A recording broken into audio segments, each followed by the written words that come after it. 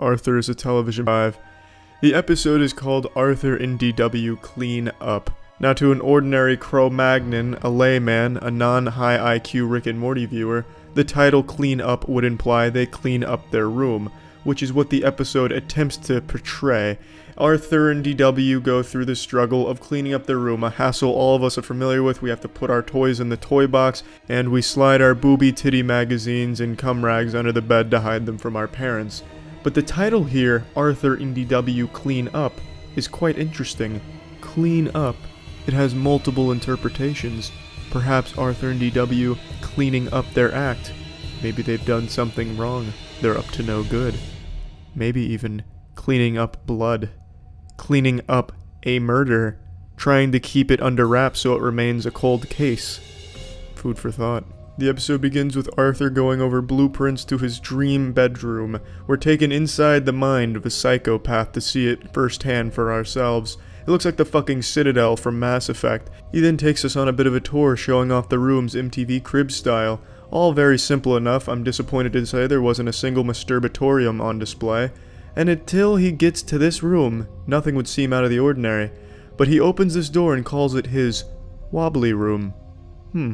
Does this look like a wobbly room to you? I think the idea was this is all made out of jello, so he would go in there and wobble around. But this is very clearly not just jello. Each thing in here represents a different organ in the human body. And it seems Arthur has taken each one out of a different victim and put them on display here. This isn't a wobbly room. This is a fucking trophy room. This is as much a wobbly room as a single Magic Treehouse book laying in a large Amazon warehouse would be a library. This is disgusting. Arthur is a lunatic. The episode progresses. Arthur makes little progress cleaning his room. The next morning, something disturbing unfolds in the kitchen of the Arthur residence. DW is showing clear signs of violent tendencies, perhaps even intermittent explosive disorder. There's something very strange with this young lady. There's a clear lack of remorse while drowning this poor action figure. In fact, there's even a smile upon her face and a mocking, "Oh, I'm drowning." Could this perhaps be DW's preferred method of killing her victims? Drowning? Could she be some type of serial killer in this universe? Perhaps the slippery splish splash slasher? Who knows? Out of nowhere, in an unsettling scene, Arthur's transmuted into this abomination. Something straight out of Lovecraft's mind. And it's not just Arthur. Buster too suffers the same cruel fate. This is body horror the likes of which cartoons have never seen before. In fact, even adults would be caught off guard and squeamish upon seeing something this horrifying. This type of body horror puts the Hellraiser series to shame. And they hid it within this cartoon. In fact, they didn't even hide it. It's hiding in plain sight. But what could have done this to them? Well, there's a subtle hint on the way to Arthur's room. Look at this poster. That means radiation. Now, perhaps what this means is, and this is just speculation based on scientific evidence, the entire city here was demolished in a nuclear detonation. And the real forms of Arthur and Buster are what we see here in these radioactive monsters, and what we're seeing throughout the television show is just a dream sequence had by the real Arthur and Buster and their many arms. Just a thought. While cleaning out Arthur's room, DW finds this. She calls it a popsicle stick in the show, but it's very clearly not a popsicle stick. That right there is a pregnancy test. Now the results are obscured. I personally believe the pregnancy test is positive because just a bit later DW finds a love note from Francine. DW can't read, so she can't read it to the viewers, and the words are obstructed when you freeze frame here. However, why would Arthur have a pregnancy test and a love note? I believe the pregnancy test was positive, and the note came from Francine saying that she's going to keep the baby that Arthur fucked into her. How Arthur reacted is up to speculation. However, it could be one of two things. He disposed of her because he didn't want her keeping the baby, or he was so proud he kept the pregnancy test and the note as a reminder of that wonderful day. I'm unsure of which one it is. Perhaps the creators can come out and shed some light on this so we get closure, but regardless, the message is foul. Premarital coitus with underage participants? What are you thinking, creators of Arthur? Eventually, Arthur's room gets fully cleaned. He then fucks up helping DW clean her room, and then he goes to the park for happy, crazy, fun, wow day. He gets to jump on trampolines, he meets Pennywise the clown, and then he executes a man in plain sight. In a dunk tank, Arthur throws a bullseye shot from an unfairly close distance. He didn't earn that dunk in the tank. But alas, the mechanism triggers, and the man falls into the shark-infested waters below, and he never resurfaces. The episode ends shortly after, and Arthur's kill count in this episode, 1. So, you decide for yourself. Innocent kids show, or something far more sinister? You be the judge. What's up everybody, it's Critical. I want to talk about something very serious today. In many ways this will probably be the most serious video I've ever made. Something very near and dear to my heart, and I'm sure many of you are already familiar with the controversy, the conspiracy if you will. I know I'm a little tardy to the party on this subject, but it's the Berenstein vs. Berenstein Bears. Now I'm sure many of you, like me, remember these beloved children's books as the Berenstein Bears, but apparently it's always been the Berenstein Bears by Stan and Jan Berenstein, not Berenstein. And that's just barren bullshit. I know it was Steen because I used to have to write a weekly book report on a different Berenstein Bears book each week, and it was always Steen in my report. And, strangely enough, I used to actually pronounce it Berenstain, but I was constantly corrected by the teacher and my parents saying, "Charlie, take that Brillo pad out of your fucking mouth and say it the correct way or you're not getting food tonight. It is Steen, not Stain." So eventually I learned that it was Steen, and I used to eat Brillo pads, but that's a conspiracy theory for a different day. And the reason I even thought it was Stain to begin with was because I didn't know the sounds E-I-N would make, and it was very close to the ending to Stain, which was A-I-N, and Pain, which was A-I-N, so I thought it would make the same sound. So the fact that they're trying to say it's always been shit stain bears is just absolute nonsense, because that is absolutely wrong, and that has been drilled into my head that it was never Stain and has always been Steen. Now, let's see where this all started. In 2012, someone made a blog post talking about how they'd come to the realization that it's always been the Berenstein Bears, and they'd talked to everyone they knew, and they always knew it as the Berenstein Bears, and he said the only logical explanation for this is that our universe overlapped with a parallel universe and a lot of very subtle changes occurred, one of them being Steen changed to Stain. However, he neglected to mention that I was also directly affected with this overlapping. I used to have a 9-inch dick, I know that for a fact, but now I'm left with just the standard 6-incher. But that's alright, I guess, because the bigger issue here is this Berenstein Bears issue. And then this really caused a lot of outrage, like a lot of confusion, because the majority of people remember it as the Berenstein Bears. In fact, a very small percentage know it as Stain Bears. So how can so many people have such vivid memories of it being Berenstein and not Berenstain? Well, it's called the Mandela effect, and the Mandela effect is basically when a large number of people have very, very clear memories that they know and are certain have happened, but in reality have not happened. And it gets its name from Nelson Mandela, whom many believe died in prison, when in reality, that is false. So the conspiracy gained traction and got a lot of attention, so much so that the son of Stan and Jan Berenstein commented on the blog post saying, "Hey, come on, pussy farts, cut the monkey business, stop it, you silly sailors. It's always been Berenstain, not Berenstein. They all want to pronounce it Steen, but it's Stain. Ever since I was a kid, they call me Steen. It's Stain, though. Just by applying Occam's razor, it's just you've all misheard it and misread it your whole lives, and you're just dumb people. And Occam's razor is just the simplest solution is the right one. It's that way of thinking. Cut off everything you don't need, you're left with the simplest solution, which is the correct one. So that's the official explanation for this whole debacle, that we've all just misheard or misread it our whole lives, and that we're just wrong. But I don't necessarily believe the parallel universe theory, but I do think there's something awry here, because I know it wasn't Stain. I wouldn't have these memories of me feeling very stupid by saying Stain when it was Steen. It's a fucking complicated situation, and Berenstain fucking sucks as a name. Sounds like a knockoff of the real Berenstein, where the Berenstein Bears get into some shady shit. Berenstein Bears, big honeys about to nut. Berenstein Bears, trouble with the drug cartel. Berenstein Bears, forget their condoms.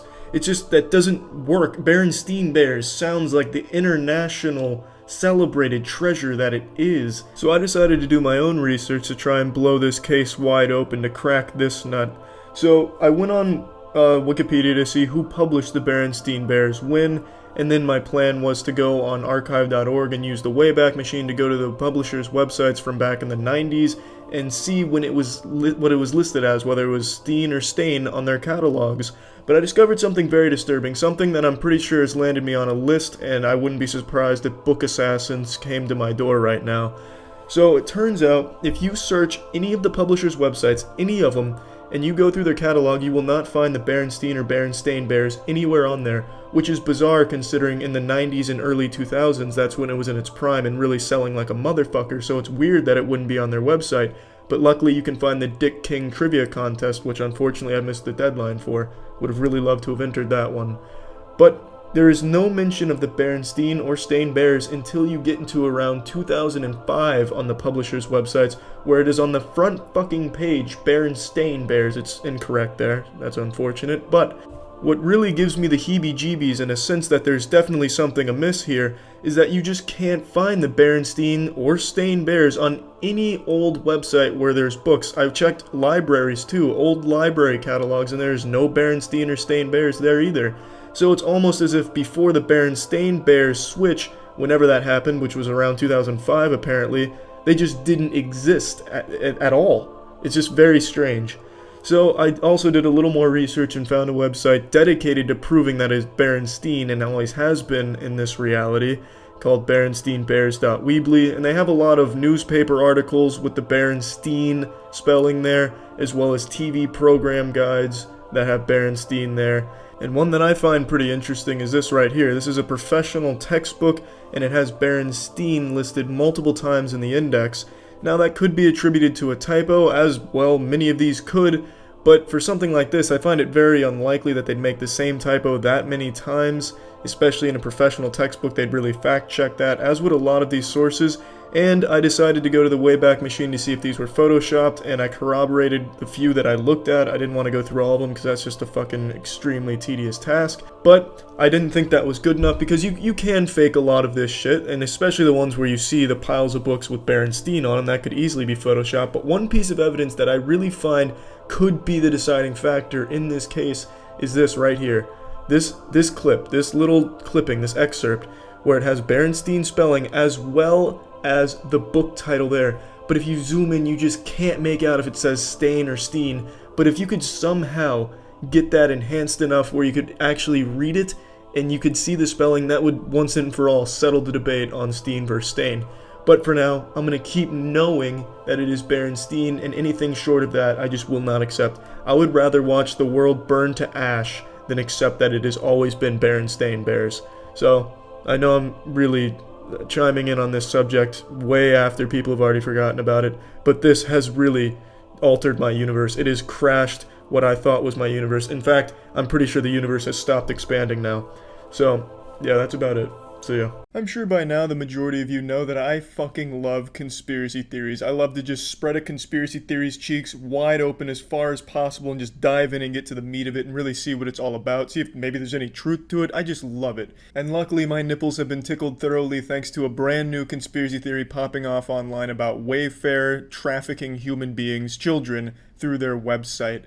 I haven't been this interested in a conspiracy theory since the Berenstein Bears versus the Berenstein Bears multiversal collapse theory. This is an incredible conspiracy theory, and I can't wait to share it with all of you and present my findings. Spoiler alert, this is a pretty fucking wacky one. This one's like believing in reptilians or believing that Jesus Christ died because of Fortnite or something. This one is fucking insane. So let's go ahead and start at the beginning. This conspiracy theory developed on the home of intellectuals, Reddit. It was blown open by someone on Reddit presenting some evidence that these expensive cabinets had names that matched missing children's reports. And from this, people started to just spiral out of control. Wow, oh wow, this is fucked up, this is weird. Why are these cabinets so expensive? And why does it have the name of a missing child? And there's cabinets that look identical with different names on them that all correspond to a missing child report. And it's not just cabinets, there's also pillows that are like $10,000 that also have the names that correspond to a missing child on them. And the question arose, well, why are they so expensive? And when there's other products similar to it, why are they like $30 versus the $10,000 for this one pillow with this weird name on it? So people then started to connect the dots. they started to see the strings that hold the universe together and really piece together the truth, and they came to the conclusion that people must be sex trafficking children through Wayfair, obviously, as any rational conclusion would lead you to. And when I first heard it, I was like, yeah, it's kind of fucking weird, right? Like, why are these cabinets so expensive? And a pillow, I'm not paying $10,000 for a pillow unless it's coming with 15 strippers or something and a nice giant fucking birthday cake. I mean, why is it worth $10,000? And then I decided to look into it today, and it goes deep. This is a fucking rabbit hole. I mean, Tom Hanks comes into play here. Tom Hanks is apparently like the Thanos of Wayfair sex trafficking. Like, it's weird. So first and foremost, for those that don't know, Wayfair is a website where you can buy furniture and just like household shit. Typically supposed to be affordable things, but recently people noticed that there's this extremely expensive shit like this here that has a name that matched a missing person. Or so they thought. It turns out the majority of the people that they've used in their examples in this conspiracy are children that have been found, and a lot of these kids, they themselves have come forward and said, hey, look, I'm not actually missing.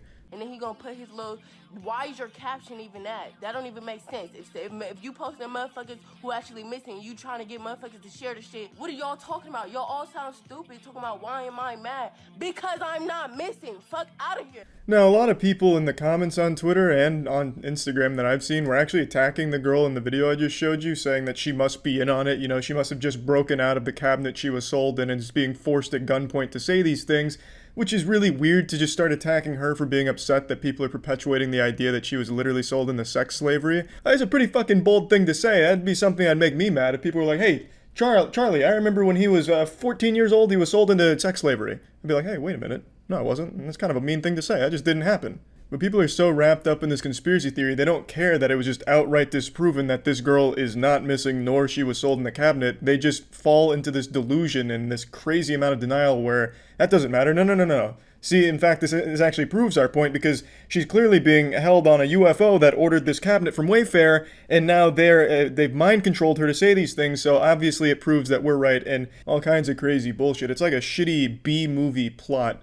And it's not just this girl that was revealed to not be missing, nor has ever been, like, sold in a cabinet. A lot of the popular pictures that were circulating, you could look up those kids and then find stories about when they were found earlier. Like, they were never in a Wayfair, shipment facility or anything like that. Like this kid here with this pillow. People speculated that the pillow must not have any stuffing in it. It was stuffed with the kid's bones and blood. When it turns out, no, this kid was found quite a while ago. And now just because a lot of the kids were found and were never shipped through the evil laboratory of Wayfair or anything like that, it didn't stop the conspiracy theory. That didn't halt it in its tracks. People still believed it. And that's fine. Maybe there was isolated cases like, oh, we were wrong here. But that doesn't mean the whole thing's wrong. Just because these were false doesn't mean it's all false. But it does, because, you can actually prove exactly why it's all wrong. We won't even go into Wayfair's official statement, we'll get to that in a second, but let's just use some common sense here.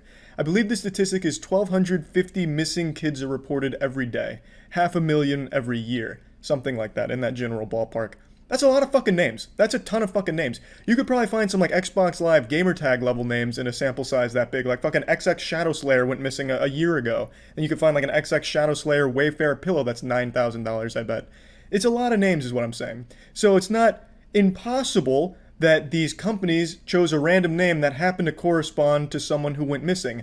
And a lot of them are very common names. There's one that was circulating on Twitter that was Annabelle. Annabelle's a super fucking common name, and they just took that Annabelle listing of an expensive cabinet and matched it up with an Annabelle that was missing. That's not a good connection. It's a very common name. That's clearly something that could happen on accident. But then there are those, like, really specific ones, like I showed you with that boy and that pillow. But even that kid was found. He wasn't missing, and he wasn't ever stuffed inside of a pillow like some kind of crazy fucking Frankenstein experiment. He was just found. So it's not unfathomable that these random names they chose just coincided with kids that were missing at some point. But why were they so expensive? That's the biggest question. Why the fuck are these mediocre items so expensive? And I found the answer, or at least the answer the government, the man, wants us to see, I suppose, if you still want to subscribe to the conspiracy. A lot of resellers, what they'll do, when the item is out of stock, they jack the price up to an absurd level that they know nobody's going to try and buy, so that way they can keep it listed, as opposed to saying it's out of stock and taking it off listing. They jack the price up, they hold its spot until it's back in stock, and then they drop it back down. That's the tactic I saw a lot of people talking about that actually use Wayfair. That's what they were saying is commonly done there. I think that's a dumb practice, and Wayfair themselves have cracked down on it, it seems. Wayfair's statement says, that obviously it's all wrong, but we did take these down because the names and the pictures don't exactly match why they're as expensive as they are, and the practices or some shit like that. It wasn't a great statement that did nothing to help their case in it being false. It just made it even more confusing because they just took the shit down, which made a lot of people believe that Wayfair was admitting guilt and hiding something. But according to a lot of people that use Wayfair, it's not something uncommon where they jack this price up to a point where no one's going to buy it just so they can hold their listing.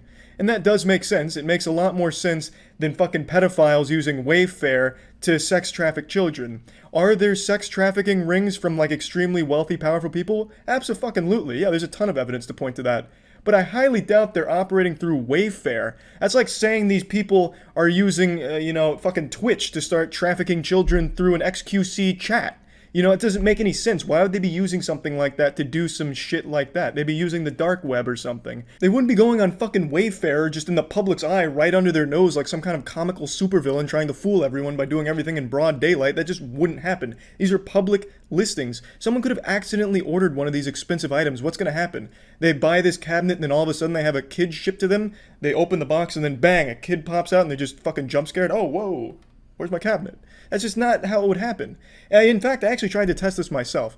I went on Wayfair with every intention of buying one of those $10,000 pillows that matched the name of a missing kid, and I was like, shit, this is going to be expensive as fuck. I'm either going to get a terrible pillow or I'm going to save a kid's life. It's worth it. But I couldn't place the order because the fucking item didn't exist, which made me more convinced that, yes, this is probably just a common practice where when the item isn't in stock and it's not there, they just jack the price up, hoping nobody places an order or tries to, and wait until it's back in stock to drop it back down, just so they don't lose listing. This is another thing I saw develop today, actually. A lot of people saying that the CEO of Wayfair has resigned. Well, the problem with that is it's not true. He hasn't resigned. There's no reports of him resigning. Unless this Twitter account right here is like working with the, NSA or some shit, the CIA, and he's got some insider information, then I don't know what to tell you. But according to every possible fucking source, the guy has not resigned. He is still the CEO of Wayfair. So this is just an outright lie. Now we get to the main course. Everything I just told you about this conspiracy and all that shit, just an appetizer. Now it's time for the entree. And trust me, it's not raw. This is coming out well done. Tom Hanks, the puppet master. Beloved actor? No. Demon. Fiend. Tom Hanks has been roped into all of this because of one old Instagram post. This right here. It's a picture of a glove next to some chalk that says SRC USA or something similar. That's what it looks like. And this post right here is a very suspicious one. Now, admittedly, this is a weird fucking Instagram post. I don't know why Tom Hanks would just take a picture of a glove on the ground next to some fucking street chalk or anything like that. But its correlation to everything going on here. People, Reddit detectives and Twitter experts, the analysts, they were able to crack the code. They realized if you type in a lot of the item numbers onto a Russian search engine called Yandex, it brought up pictures of children. So if you typed in SRC USA and a bunch of numbers, it brings up pictures of children on a Russian search engine. So they speculated these were pictures of the kids that were being sold in those cabinets. Or being sold with the cabinets. It varies depending on who you talk to on whether or not the kids were actually stuffed in the furniture or just came with it or something. It's, as like some kind of package deal, like batteries included or something. It varies on who you talk to, but that was the speculation. You type in this shit, you do it on the Yandex, and you get an image of what you're buying or some shit like that. And Tom Hanks has this really weird picture that does have something that looks like it says SRC USA. Except in this case, it goes so far above Tom Hanks, it's laughable. This is bigger than Tom Hanks. This goes all the way to the top. This incriminates the construction and utility workers. You see, SRC USA is construction utility code for Underground Service Alert.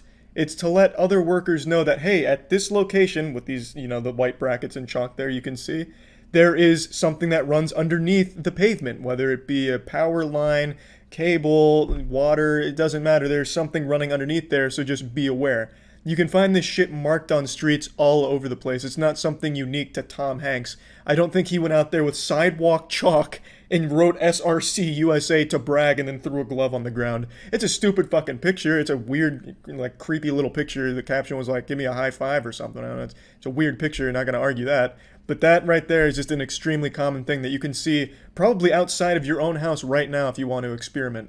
It's nothing unusual because it's actual just construction utility code. And that pretty much sums up Tom Hanks' involvement because of that one Instagram post. I don't think it goes any deeper than that I could find.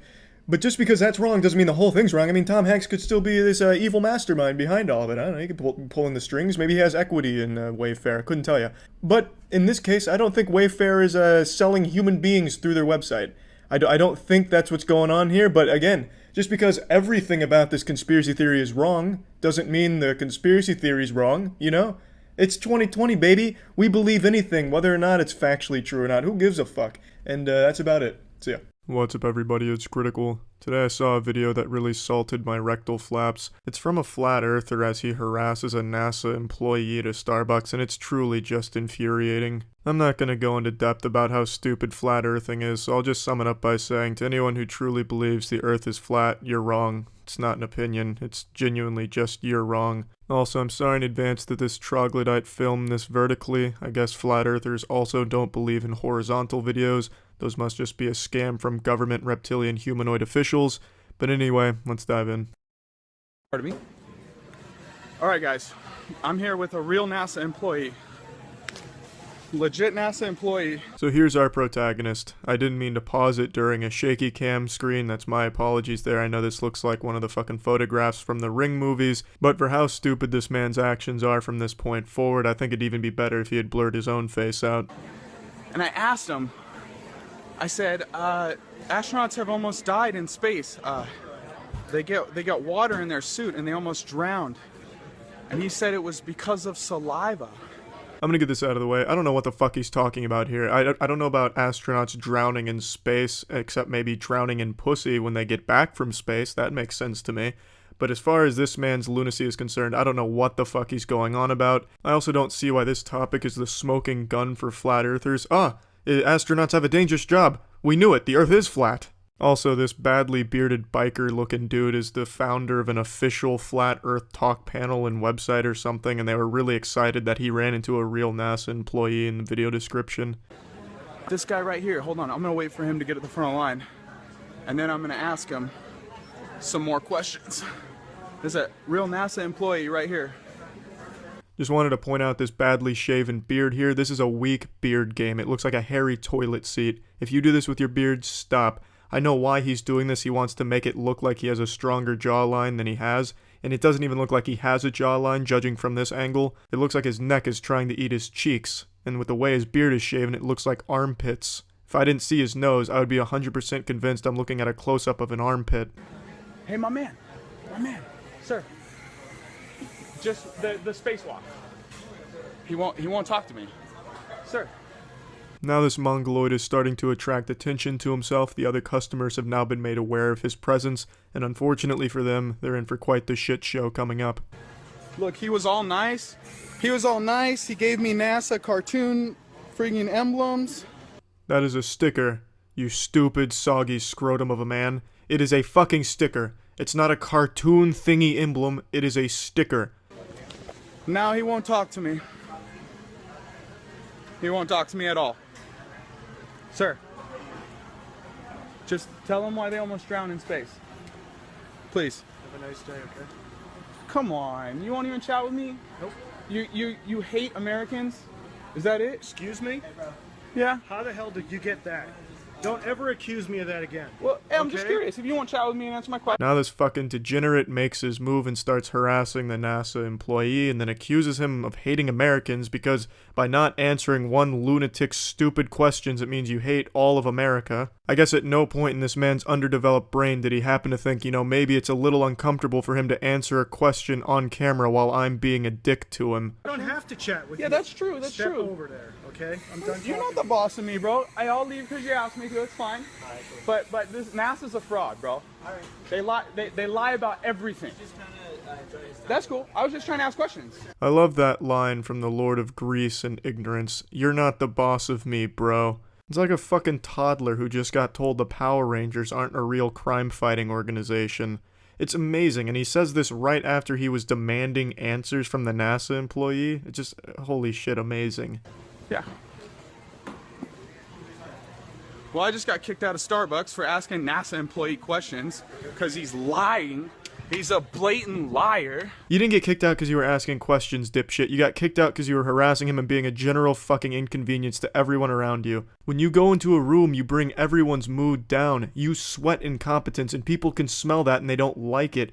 I'm all for letting people believe whatever they want to believe, but when you're gonna be this big of an asshole about it and try to actively go against scientific evidence, then I take an issue with it. Not gonna play any more of the video because it's just him outside saying he got kicked out for trying to uncover the truth, NASA's a fraud, everyone's being lied to. Basically just the same shit over and over again. I don't think I'll ever truly understand why all of a sudden people in our society go against science, like the anti-vaccination crowd, or also police agencies who say their drug whisperers are more reliable than proven science.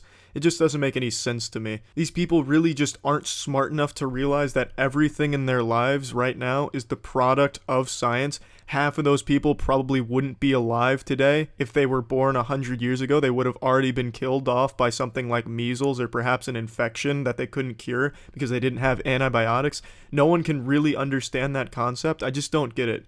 I'll never understand it. But yeah, anyway, condoms off for that NASA employee for putting up with this bullshit and not throwing hands with this dude.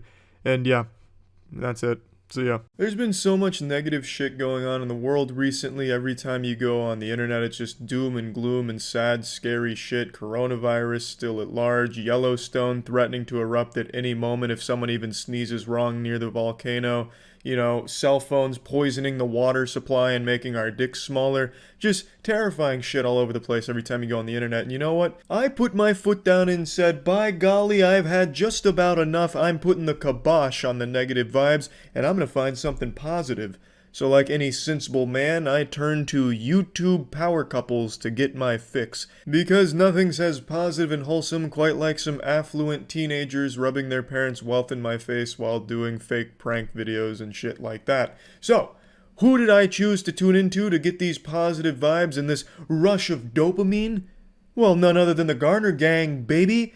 If you've been on my channel for a long time, you know I've watched quite a bit of the Garner Gang's content, but it's been about a year since the last time we tuned in. I'm not proud to say that out loud. I feel like an estranged father trying to, you know, kind of weasel my way back into the relationship there and take a peek. I mean, my prescription is overdue. It's been a year, but I came in for a checkup tonight. And again, I am sorry that it's been so long since I watched some Garner Gang content. That should just be an outright sin. If that's not one of the 10 commandments, then shit, Moses must have just fucking forgot it up there on the mountain. Because it is a sin. It truly is. Now, jokes aside, I don't have any problem with Nate Garner or Garner Gang, anything like that. I have nothing but respect for doing those kind of things. The reason why I'm even making a video on this is because by going to Nate Garner's newest video, I somehow found another fucking conspiracy. The internet is so fucking full of conspiracies during quarantine, it's nuts. There is an actual fucking Garner Gang conspiracy going on right now, which is what we're gonna get into. Let's go ahead and start with the video.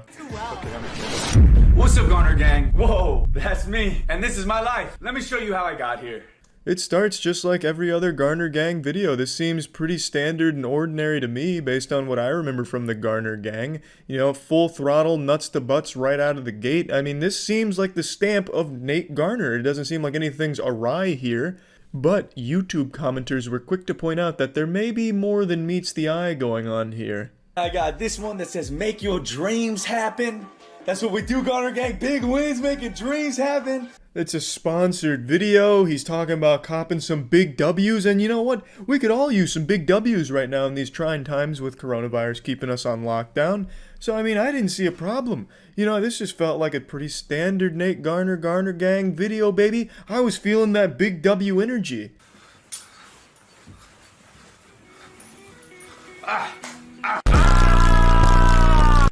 Good morning, Garner Gang. It's an acquired taste. Not everyone is going to do the Garner shuffle at home or anything like that, but, you know, some of us higher intellectuals, we like to hit it out there with the Garner gang and shit, you feel me? I mean, it just fucking energizes me, man.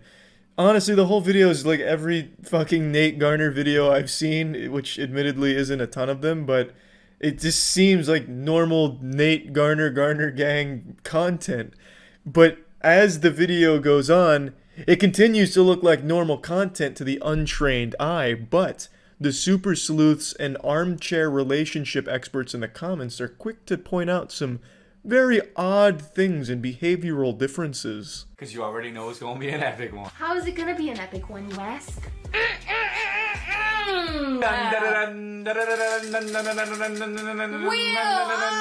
Bears! Buy a luxury item. Oh no. For me? Fuck! Whoa, bro! Whoa. You're a disaster. I know I am. My bank account's a disaster. Isn't it so pretty? I've always wanted this back. So I'll spoil the conspiracy. They say that they broke up and they don't want to admit it because that would mean that they lose some of their YouTube audience because they're no longer in a relationship or something to that effect. Everyone's got a different version of the conspiracy theory. Is it kind of like the Avril Lavigne's dead and replaced by a stunt double, a body double? It's a loose conspiracy theory based on a single video here from what I've gathered from the conspiracy theory dark net, by that I mean Twitter, that believes the Garner gang has split up. So basically throughout this video, this is the only part of the video where I can kind of see Nate looks unhappy, but he also just got clobbered by a heavy bag and spent a lot of money on a heavy bag for the sake of the YouTube video, so I don't know. Dude, I know you too well. Okay, I'm just going.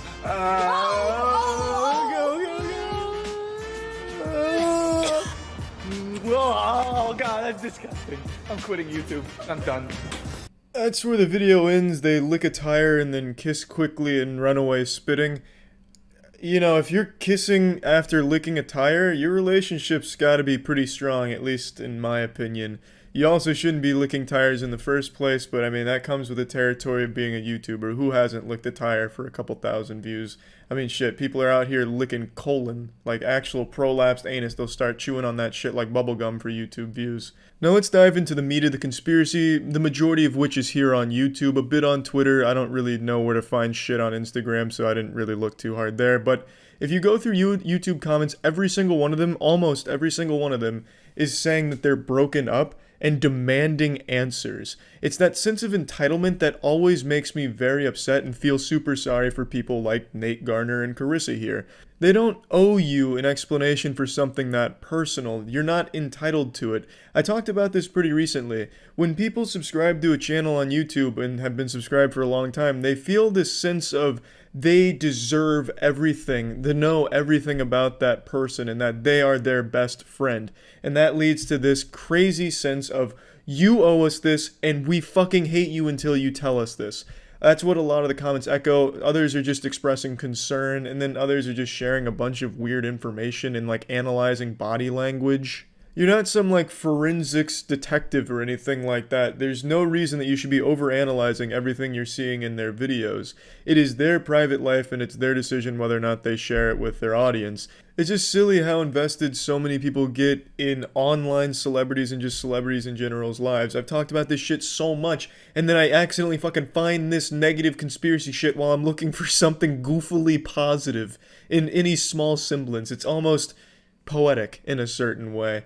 There's just this crazy nature for people to latch on to shit they see online and make that their whole lives. Like, if these two are broken up, I will be devastated. You see so many of those comments, so many people expressing like their lives are going to be severely altered if it's true that Nate and Carissa are not together. That's so unhealthy. That's super fucked up, and it's not their responsibility to be your rock.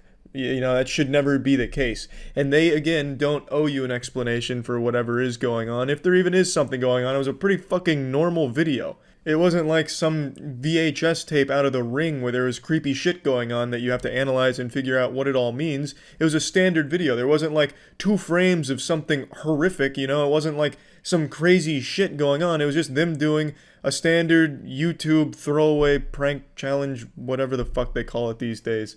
And these people are still going rabid trying to see if they're together or not and demanding that they tell them. Then there's people that are saying it's time to mass unsubscribe from Nate Garner until they give us answers. So they're trying to like hold them ransom for answers that they don't fucking deserve in the first place. Like, you're not their friend. You know, you may be part of the Garner gang, but that doesn't really mean anything. It's just a title, you know? But yeah, I guess the only reason why I wanted to talk about this is because quarantine is making people latch on to shit like this even harder. Well, not just conspiracies, but latching on to people even harder to live vicariously through shit they see on the internet. And to get so unhealthily invested in something, to feel that level of entitlement, always makes me a bit upset and feel for the person that's on the other end of it. It's just some unhealthy shit, and it really should stop soon, hopefully. Wishing you the best, Garner gang. Again, I don't know what the fuck's going on there. If I just watched that video without reading the comments, I would just assume it's business as usual over there, but what the fuck do I know? I guess I'm not the YouTube comment experts where the real intellectuals live, in the fucking YouTube comment swamps. But I mean, anyway, that's really about it. So yeah. You all know I'm a big fan of conspiracy theories, as long as they're harmless, fun ones, such as, you know, reptilians controlling the world, talking about, like, zippers on the sides to some powerful people's necks that reveal a giant lizard underneath the human skin suit. Flat Earth is always a classic fun one to play with. But then there's they're very dangerous ones, and I think one of them that's really taking a huge upswing in the amount of people that believe it is 5G causing the coronavirus. A month ago, this was a fucking joke across the entire internet. But now, in the last month, everyone's quarantined, locked down, desperate, bored, and I think they're getting fucking dumber. Because there's so many people that are now unironically believing 5G is the cause of coronavirus that I actually can't believe it. These same people probably believe chocolate milk comes from brown cows. It takes mere minutes of research outside of Facebook anti-vax groups, actual scientific research. It takes only minutes to immediately disprove that and find there's no connection between 5G towers and coronavirus. That shouldn't be shocking to the majority of people, but to some people, I'm speaking blasphemy. I am a puppet of the Illuminati to some people for saying that, because these people see the truth. These high school dropouts that failed every fucking course, no, they're the ones that understand the 5G connection to coronavirus, not the scientists, not the experts. These fucking limp-dicked fucking idiots sitting in their basement for fear that the government's listening to them through their alarm clock so they have a tinfoil hat and condom on. Those are the real intellectuals. And they're spreading this kind of shit on the internet, which is laughable and it's fun to make fun of. But now they're starting to set cell phone towers on fire? It's fucking crazy. It's getting actually dangerous now. So, how did this start? I'm not here to be a fucking science professor, so I'm not going to tackle every angle of this. I'm just going to point out the most common and the most obvious fallacies in this logic of 5G being the coronavirus culprit, the one that's really controlling it all, and how the government, big brothers, got us under their thumb. They don't want us to see the earth is really flat, so they're using coronavirus to keep us inside and erect more 5G towers. We'll start with the origin of this conspiracy, at least in regards to coronavirus. In China, Wuhan, a 5G tower was rolled out at the end of 2019, so just a little bit before coronavirus broke out, and people are attributing the tower as the cause. That is ground zero of coronavirus. The tower caused it. That's pretty much where that logic ends. And then as it spread to the United States, they're saying the 5G towers are the cause of coronavirus in the US. Not because it's contagious through, spreading and being around people, but because the towers themselves are emitting too much radiation and it's causing the coronavirus. And the coronavirus itself isn't even real. It's a made-up hoax to cover for radiation poisoning. I've spent a few hours researching the conspiracy theory and looking around what everyone says on Twitter in these circles that truly believe this stuff, and they seem to all agree that coronavirus itself isn't real. What it is just radiation sickness, because the symptoms of radiation sickness are similar to those that are being reported with coronavirus. So that's basically the whole conspiracy in a nutshell. And it is fucking ridiculous. So 5G towers have existed in the US since early 2019. While the idea of 5G has existed much longer, and most people seem to think we've had 5G for longer, we really didn't start getting 5G until early 2019 with actual towers and everything being built around the US. Those aren't make-believe. That's not like Tooth Fairy shit. It's real. You can go see those 5G towers in the real world, in person. It's not smoke and mirrors, no magic tricks. That shit is there, and it has been there since 2019. There were no cases of coronavirus in the US throughout all of 2019, and there were no cases of coronavirus in the US until the China incident where coronavirus started to explode. And then, you know how the story goes from there. It spread throughout the entire world. But they seem to think that it's not actually spreading from human to human contact. It's being transmitted via the beams from the towers of 5G. That seems to be their accepted belief. I'm gonna immediately poke a hole in that. Israel has 7,400 cases of coronavirus with 39 dead. Israel has no 5G towers. None. So how the fuck can that happen by this logic? Some enlightened Twitter users will be quick to point out that the radiation sickness was transferred. Someone who was infected by a tower in the US or some other part of the world traveled to Israel and started spreading it that way.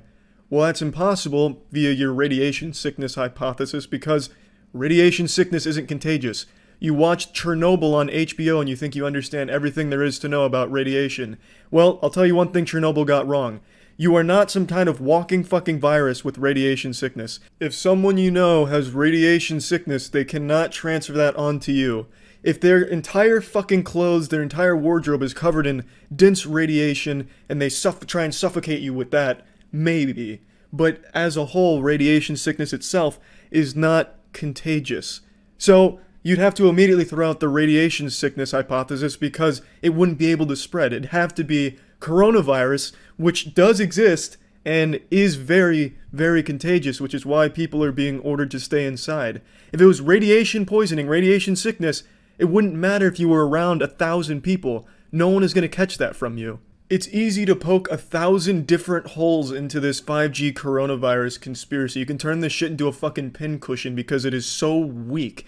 But so many people still believe it just because I think they want to. They want to believe it's something bigger, like some like grand conspiracy, just the man trying to keep them down or something. It's so silly. If you look into it yourself, it's going to be hard not to laugh at it because the leaps and these conclusions they draw are so nonsensical. It's ridiculous. I just picked two quick ones to point out because those are the two most obvious ones that they have really no answer for that I've seen. And I'm sure there's going to be some comments on the video that immediately disregard shit and still try and promote the idea that 5G coronavirus thing is real, which is just pathetic. But anyway, I know I don't need to poke holes in it because it's already so goddamn silly if you even look at it for a second. I don't like having to be your fucking science teacher here. I graduated from university with a human sciences degree, so I do understand a lot of this stuff. Granted, I'm not as brushed up on the whole field as I used to be, because, I mean, I barely fucking use that knowledge anymore. But I do get it, and I understand where this fear comes from. You're locked inside, you're desperate, you're looking for answers, and you have no idea what else to turn to. So Twitter has this giant fucking platform full of lunatics that seem to believe this and are promoting it as a real thing. And since you're constantly on Twitter with nothing else to do besides jerk off and read garbage Twitter posts, you see this and you start to accept it. I get it, and I'm not blaming those people. But it is a very dangerous thing to just blindly follow this shit with no science and not doing any research on it at all. Now, what I do find interesting is there is a community of real scientists that are apprehensive about 5G's implementation and the future of 5G and what health implications it could have down the line. The conspiracy side of things is using this to promote the idea that scientists are afraid of it and they think that the scientists believe that it caused coronavirus. That couldn't be further from the truth. None of those scientists that are afraid of 5G's implications down the line have said anything about it being coronavirus related, which is what I'm focusing on. The scientists' main concern is they haven't been able to study the long-term health effects of what 5G could do in the future. There's nothing about coronavirus or anything like that. This community just wants a little more research done on 5G before it's implemented, and they think it's perhaps a bit rushed. It has nothing to do with the fucking scientists thinking that it's the cause of coronavirus. Again, this isn't a small community either. If you look up any 5G video on YouTube right now, it's overwhelmingly disliked with thousands of comments saying, "This is bullshit, don't trust them, rise up sheeple, it's time we take back our lives, don't let them control our minds, you know, don't let anyone tell you what to believe," as they're being told what to believe by somebody else. You know, I'm all for questioning the media and questioning sources and doing a lot of research to form your opinions, but I find it seriously hypocritical how this community keeps saying, "Don't trust anyone, but trust me." It makes no sense. Like, don't listen to anyone, don't let anyone tell you what to believe, as they're being told what to believe by some dude in his shit-stained underwear in a chat room somewhere. It's fucking silly. It's very hypocritical. Again, I'm all for questioning things you see in the media and online. I think that is the most healthy thing you can do. But when you start just entering an echo chamber and only looking up things that support what you want to believe, you're not getting anywhere and you're only making the problem worse. Now, I'm only focusing on the coronavirus aspect of this conspiracy theory. It goes much deeper with 5G. 5G itself is a rabbit hole for a crazy amount of conspiracies, especially on YouTube. For some reason, it seems a lot of YouTubers and YouTube commenters really believe that 5G is this ultimate boogeyman, like this final boss that's holding back the human species. Like 5G is the one that's keeping us from growing wings and opening our third eye. It's weird. I don't know why everyone's latched on to 5G as this mega evil mastermind shit, but they have. But in regards to coronavirus, which is all I want to focus on, there is absolutely no possible way that 5G has caused coronavirus. You can just look at data, like real time, because it's only been a couple of months. You can see that 5G had no role to play. You can pretty much trace where coronavirus started in each area that it's in. It's right there at your fucking fingertips. You only need to look for a second in real, actual fucking sources outside of bad Twitter shitposts, anti-vax Facebook soccer mom groups. Just do real fucking research and form your own opinions. But this one is very silly, and lighting 5G cell phone towers on fire isn't doing anyone any good. You're causing more damage with the chemicals you put into the air from fucking burning that thing than the 5G arrays, the beams. This fear of cell phones and networking has existed for as long as communication has, and it's always been ridiculous. It's always been silly and laughable, but Twitter is the place that now, no matter how outlandish and how ridiculous a belief is, it's going to blow up and it's going to have a big movement behind it. It doesn't matter what it is. Like on Twitter, for example, there's whole communities of people that fuck dogs. Like this community that would never find a home anywhere finds a home on Twitter, and there's thousands of them. There's pages on Twitter that actively talk about fucking their dog and have tens of thousands of followers that all support that and do the same thing. It's absolutely fucking disgusting. So then you'll have these people that believe that cell phones are the evil, dangerous thing, and you'll have people that just want to feel like they're smarter than everyone else. You know, they're the ones that saw the truth, peeked behind the curtains and got the truth. So they'll believe these things, they'll spread it on Twitter, and then people that are gullible, bored, or just susceptible to misinformation start believing it, start getting real riled up, and then it leads to just absolute chaos, and that leads to setting a 5G tower on fire for no fucking reason. It's just crazy shit. I don't get why people are targeting 5G for coronavirus specifically, because there's really nothing there. The only piece of evidence that's even remotely true is that there was a 5G tower built in Wuhan a couple months before coronavirus outbreak. There's another thing I see tossed around how this one's just so fucking stupid.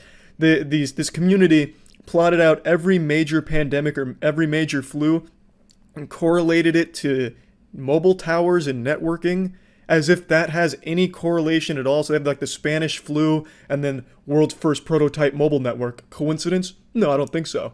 And there's like 6 of these and it says 6 coincidences? That's impossible. It's just so fucking stupid. You can go through history and correlate every single one of those pandemics or flus to something else too. You know, peanut butter sandwiches invented in 1914. 4 years later, Spanish flu. Interesting. Peanut butter and jelly sandwiches start getting packaged in the next one. It's just dumb. This is just such fucking terrible research and evidence. And yet people are believing it at face value, probably just out of boredom from quarantine. But I just wanted to talk about it because it's got me fucking fired up, because this shit is just wacky. This isn't the same kind of fun to laugh at conspiracy theory like flat earth and all that. This one has people believing it's fine for them to go outside and just spread fucking shit all over the place, especially in a time of pandemic like this, because they're convinced they know the truth that it's the cell phone towers, not coronavirus. So then it has them hurting everyone around them. I think it's just terrible. So I just wanted to talk about that. That's it. See ya. Hi, Gavin. Hi. It's not often you play with children on this game. This is a fucking man's game. For just casually Doesn't it look playing. like the Omegas from the past? What was that? Doesn't it look like the Omegas from the past? What's Omegas from the past? Is that like Skylanders? The Blockbuster. The skin. The Blockbuster skin. Does what looks like the Blockbuster skin? You think the Blockbuster looks like it's from the past? Oh, do you know what Blockbuster was? Yeah, the skin. No. Before it was a skin. Before it was immortalized in Fortnite. Do you know what Blockbuster was? What? It used to be a video rental service a long time ago, back before the Fire Nation invaded. People watched their shit and played their shit on cassette tapes. They were called VHS. You ever heard of a VHS? I've heard of a cassette tape. Okay, well back in like the 90s, Blockbuster was the go-to shop for free handjobs and renting those tapes for your VCR player. VCR stands for Video Cassette Recorder. It's what they use to play these ancient Aztecian devices. Yeah, but don't you think the Blockbuster skin looks like an old skin? It's probably made that way since Blockbuster is so old. I think it has to do with time travel, with this time warps, and Do you think there's like a timeline where Blockbuster never went out of business? Or do you think it was always destined to fail? probably destined to fail.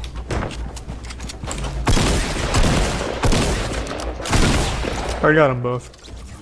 We're not destined to fail here today, don't worry. I've got us. Yeah, but I think this Blockbuster skin, I think it has to do with the past. Like, It wouldn't, yeah. I think it kind of like went through time and space, and that's how it got here. You know, I'd believe it.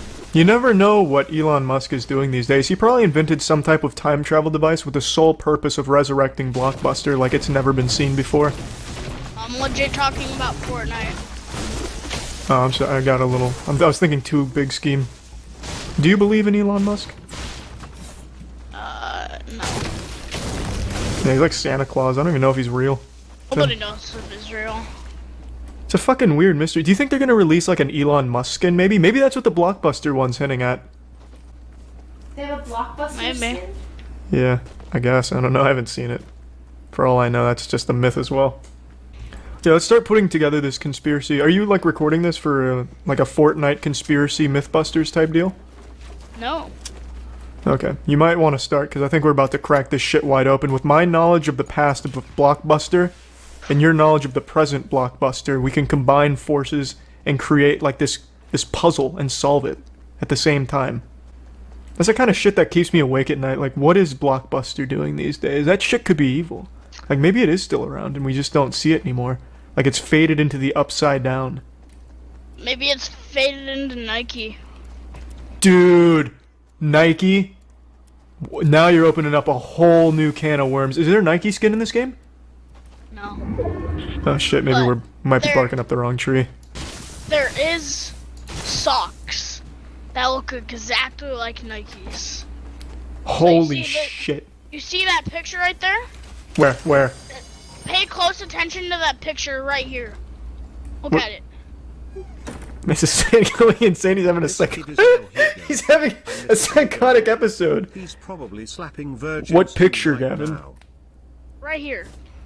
Gavin, Right in front of your face. there's no picture there, Gavin. The, His universe is crumbling. what? Are you insane? No, Gavin, there's no picture here. I swear to God. What do you see on your screen, Gavin? What's the picture there? There's a painting. Of what? Like a Wild West place. What the fuck? Why can't I see it? It's like a farm, but it's not Wailing Woods. Or it's not Anarchy Acres or Fatal Fields. Dude, what the There's a- fuck? There's nothing here for me, man. Dude, I think Blockbuster's hacked my goddamn eyes. Are you serious right now? I'm 100% fucking serious, Gavin. There is nothing there on my screen. Right now, you just look like a fucking lunatic talking about a painting that's not there. There's a painting there. Hold on. Wait, I'm getting some insider reports. I have to turn my graphics up. Peru right now. Hold on. Jesus Christ, Gavin! I've entered the fourth dimension. I see the painting. You do? Yeah, gee, why is it so fucking dark in this house? It all connects back to Blockbuster. Holy shit, Gavin, what if this is even bigger? What if... Do you know Toys R Us? Yeah. Dude, they just went fucking bankrupt. What if that was Blockbuster? Bruh. Did they actually go bankrupt? Yeah, no, dude, Toys R Us is kaput.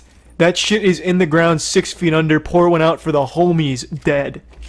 I need to go watch Ninja or something to happen up my day. Yeah, I feel that, man. You need some fucking eye bleach.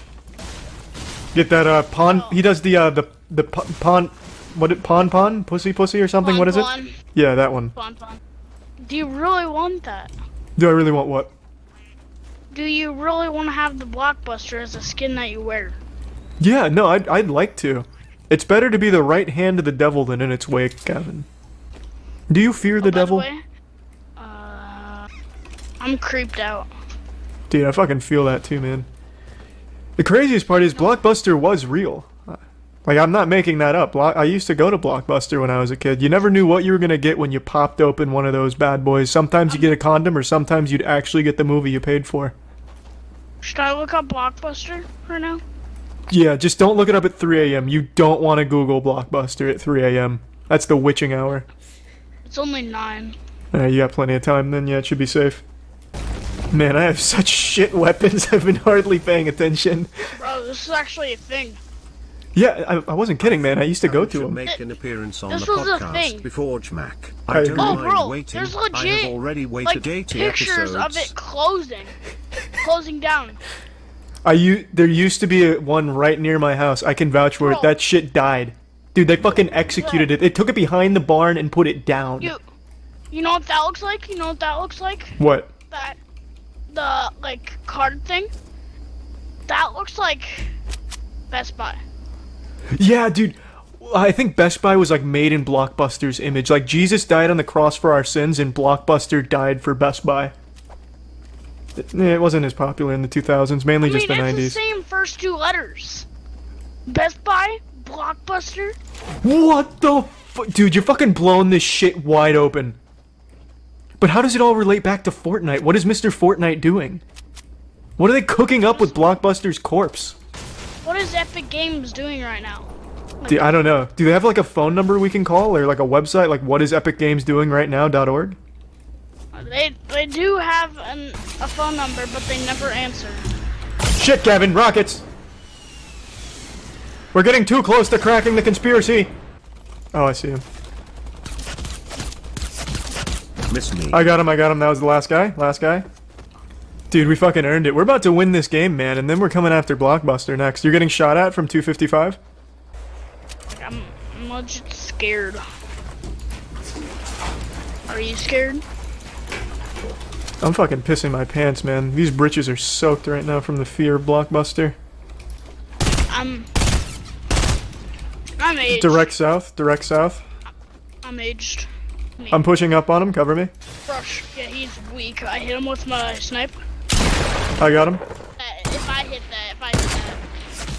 Hit, he's down, one down. Let's push. Do you have a jump pad? Wait, I need to use these bandages. I'm aged. And Circuit City, I should have definitely brought up that old ghost. bro, if I hit this, I'm aged. I don't know what that means. What does I'm aged mean? One shot. Fuck this. Oh, we got him. That's my fucking boy right there, Gavin. We just single-handedly brought down Blockbuster and Circuit City. Flat Earthers. It's low-hanging fruit. It's by far the easiest group to criticize, insult, poke fun at, etc. There's really nothing to be proud of. You're not a big man for doing it or anything. But I'm still going to do just that because I find the Flat Earthers to be the most fascinating and entertaining group of Cro-Magnon that are currently stumbling through this planet of ours. And today I just so happen to be watching a Buzzfeed video. I know it's almost as bad as believing in Flat Earth itself just by watching Buzzfeed, but this was beautiful because it was a collision of two worlds here. Flat Earth and Buzzfeed, some of the worst shit there is. And it was great because they have a staff member who believes in Flat Earth and went about why he believes in it and such, and talks about the science behind it. I'm putting science in quotes because it's just kind of like I banged two rocks together and I believe it's flat. But anyway, Ned Flanders here from Buzzfeed's going to take us through the Flat Earth basics. Take it away, diddly-do. The whole video screams satire, but the problem is they commit way too hard to the role, and it makes it very hard to discern whether or not it should be taken seriously.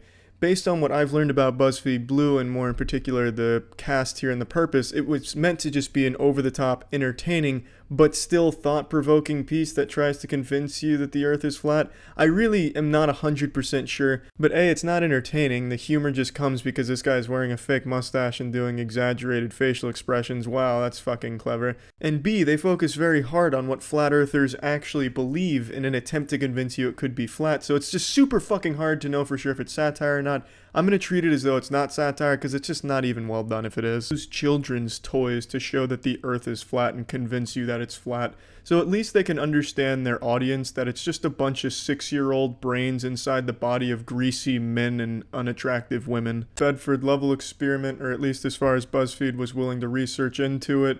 I like how he drew a little penis there to represent the man looking through the telescope, but it's a shitty experiment that was immediately debunked even during its time.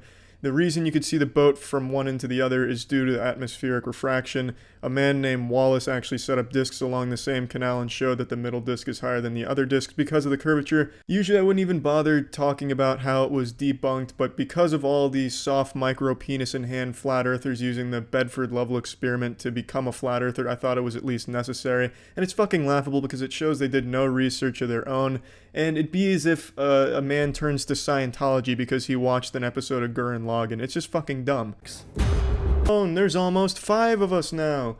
Look at these super successful intellectuals that are famous because of how smart and... You know, he's absolutely right. After seeing it made out of Play-Doh here looking like a fucking 3rd grade art project, I'm a believer. It's not crazy at all. I feel like I was crazy to ever even believe science and logic. Well, shucks, now I gotta fit in with the flat earthers. I'm gonna have to start denying climate change and having sex with myself. Yet, asshole. Gravity is a fucking fib. The universe, the sun, everything bends and moves around the earth because the earth is the protagonist of the universe's manga. Open your fucking eyes, you goddamn troglodytes. The frogs are a fucking NASCAR race and we're just the pit crew on board. Yeehaw! Can I get a hoo-wee? Photographs are easily faked. Absolute genius. Listen, global warming is gonna melt away that ice wall.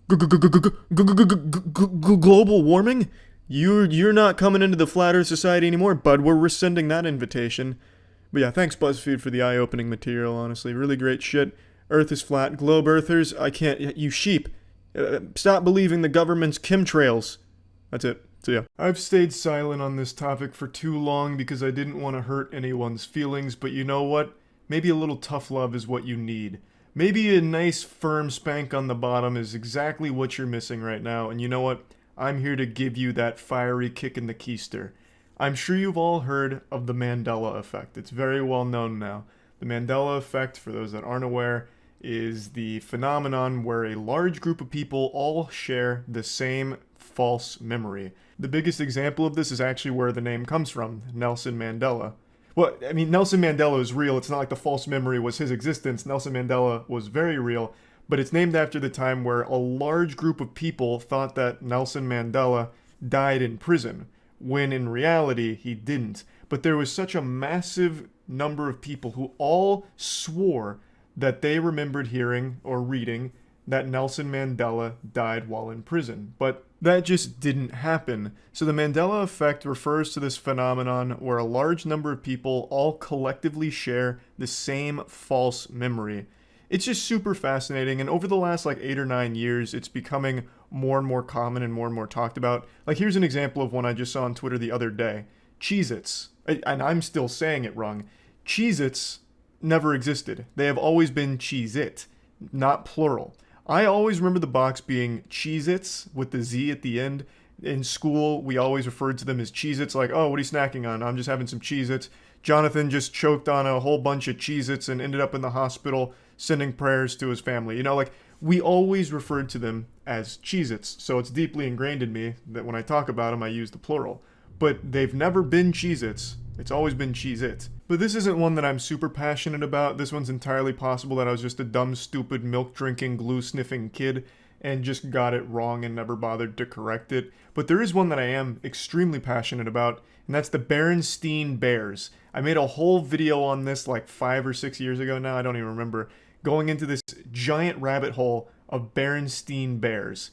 But that never existed, apparently. It's always been Berenstain, which I still, to this day, refuse to believe. There is some tomfoolery in the quantum realm going on right now, because I very, very distinctly remember writing book reports on the Berenstein Bears, and I was corrected when I used stain, because as a kid, the word stain was a word I knew. You know, I'd fucking shit stain my britches, my parents would talk about stains, I knew the word stain. So Berenstein Bears is what made more sense to me at the time as opposed to steen. So on my reports, I remember I wrote stain and was corrected to writing steen. I know it was Steen. I still very much believe that, but it's apparently always been Stain. Another example of the Mandela effect. But why am I talking about this today? It's not mainly to focus on all the big ones like Berenstein versus Berenstain and all that shit. It's because there's actually some Mandela effects revolving around me on the internet that I just want to clear up. And this might be mind-blowing to some people, but it's time I finally wake you up and break you out of the simulation so that way you can actually begin to live in reality, knowing full well that it's the truth. There are so many people that firmly believe, would swear on a stack of Bibles, that I made a video on the ShamWow. They believed that I made the real ShamWow video, an infomercial dub for the ShamWow. This is a belief that people have held for years now, and I'm telling you, I never did. I promise you, I never did. But I still, daily on Twitch, will see a few messages or even have someone subscribe, resub on Twitch with a message saying, I've been following you ever since you made that video on the ShamWow a decade ago. I've been following you for decades since you uploaded the ShamWow infomercial dub, something like that. And I do appreciate it. I sincerely tip my fedora to you, Quantum Time Traveler. But in this universe, I never made that video on the ShamWow that you swear you saw. In this godforsaken realm of the multiverse, it wasn't me who did that. But this is something that so many people swear by. And it got to a point, like, between emails and Twitch chat, I had to check myself. I had to double check here just to make sure that I wasn't the one hitting the crack pipe. But I have reconfirmed, yet again, I never made a ShamWow video. I never did a dub for the ShamWow or anything like that. What I think is happening here is people remember 13, 14 years ago, Djibouti Dubs posted a ShamWow dub, and it was really popular. In fact, Djibouti Dubs is what inspired me to do commercial dubs of my own, and the ShamWow is one of his most iconic. So I think what happened is people remember that ShamWow dub, and they remembered that I also used to do commercial dubs during that time. So they just started crossing wires. They started mixing the proton beams together, and they got their memories all fucked up and, all cattywampus. But I also did do a video kind of similar to the ShamWow, which was the Real Mighty Thirsty video, which is an infomercial dub for a product that's similar to the ShamWow. So it's also possible that they're just mixing the name up. But when I point that out on stream occasionally, people will get, combative. Not mean or anything, but no, I really remember you saying these things about the ShamWow. And they'll list off, a joke or two that I've never told ever, and that isn't in the Mighty Thirsty video or in Djibouti Dubs video, so I don't know what to tell you. This is just a great example of memories not being the most reliable when it comes to accuracy and the truth. Over time, things just start getting all fuzzy and blurred, and then you end up with false memories, which is what the Mandela effect is all about, the unreliability of memories. Unless we're talking about Berenstein versus Berenstein Bears, then we all know the truth is that it was Berenstein. Berenstain is a no-good, dastardly fraud, and I will stand by that till the end of time. Doctor Strange could peek into 1 billion universes and never find one where it's actually Berenstain. There is something wrong, and I truly believe it has always been Steen. But I digress. Anyway, back on topic. There's another big false memory that people have about me and my channel that I'd like to clear up as well. So, there's a large number of people that believe that my channel used to be named Critical, and somewhere along the way I changed it to Penguinz0. For at least the last 3 years, I've gotten emails, and especially in Twitch chat, many messages asking why I changed the name of my YouTube channel. And I've never understood it because I've been very vocal about never changing my name across the last decade. I made this channel in 2007. I was 13. It was a name that I just came up with because I liked penguins. And penguins spelled properly was taken. Penguins with a Z was taken. So penguins with a Z and a 0 was available, so I took it. There wasn't a whole lot of thought that went into it. It was just the brain of a toddler. And I liked penguins. I still like penguins. I think they're unbelievably cute. And that's all. And I never changed it. I never touched it. I also do have an explanation here for what could have happened. When I started doing commentary, which wasn't until 2010, I always said, "What's up everybody, it's Critical." So the more times I repeated that over the course of 8 years, the more people associated that name with the channel to the point where they probably stopped looking at the channel name and just assumed the channel name was critical. But in reality, it never was. It has always been Penguinz0. It's never ever been changed. However, I will say I did recently change the name of my second channel. I took it from Huge Charles to Moist Charlie Clips. This I have an explanation for. I changed it from Huge Charles because most people thought it wasn't an official account, so I had a lot of people spamming to stop uploading Charlie's content, even though it is officially my account. So in order to just make things more clear, I changed it to a name that people will obviously understand more as like an official channel. So yeah, that is now Moist Charlie Clips, and it has been for like a month or two now. Definitely go subscribe if you want to see more content over there. I really do genuinely find everything about the Mandela effect to be fascinating, just super interesting to think about, because there's no reason why so many people would collectively share the same memory that's wrong. Like, there are just so many people that swear by things that are just not correct. Like, for example, me and Cheez-Its and Berenstein Bears, which are apparently not accurate, but I vividly remember seeing them that way and reading them and writing them that way. And so many others like me have those same memories, but we're all wrong apparently.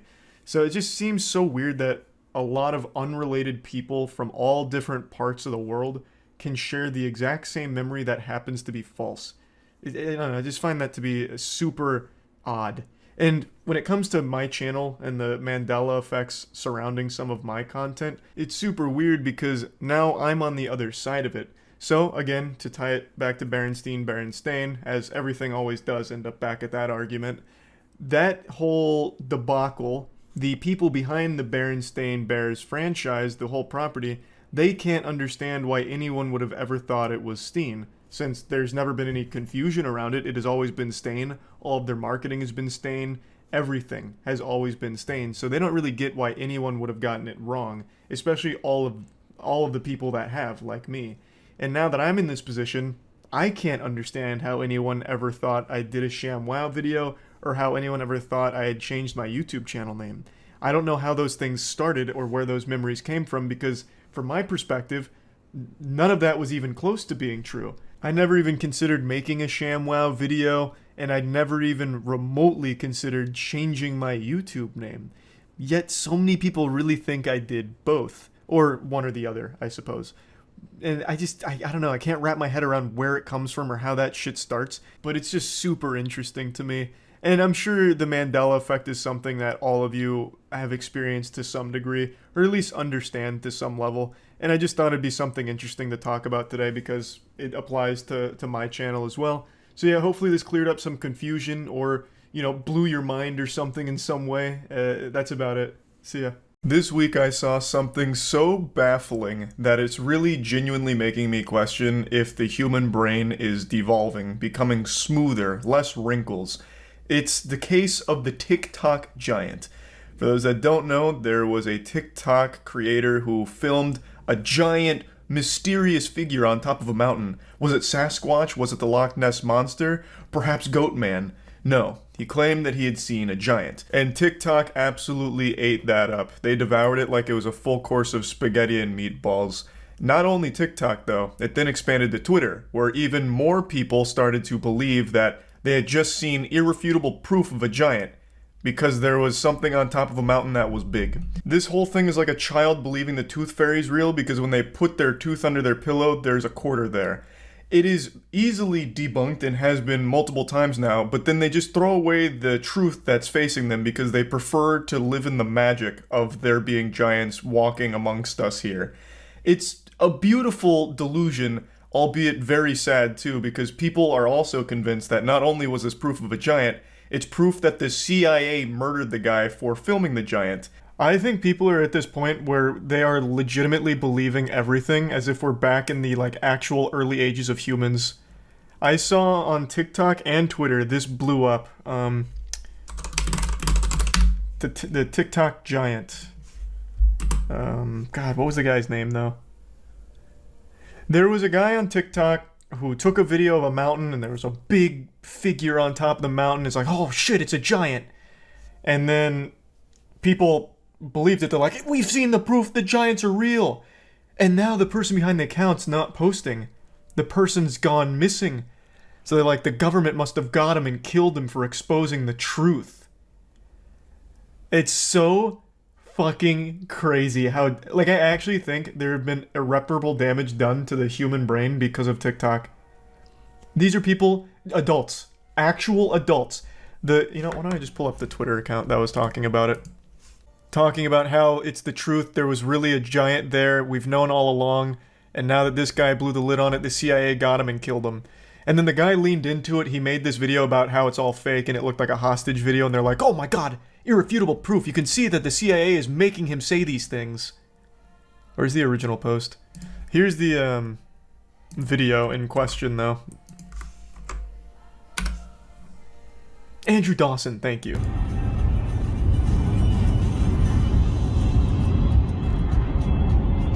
Oh, it's a giant person, dude. No, seriously, pull over, pull over.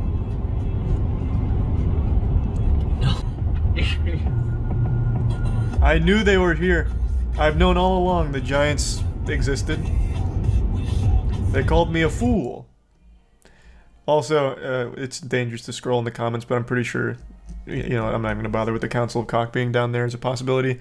Someone went on, like, Google Earth. They went over that mountain, and it turns out it's just a tower.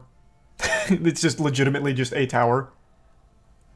But that didn't dissuade the believers. So, what they're saying is they must have built the tower after this video came out in order to hide the truth that there was a giant there. I shit you not. That was their explanation for it being a tower over there. They said that they made it. They put that tower in place in order to obfuscate. But this is what's on the other side.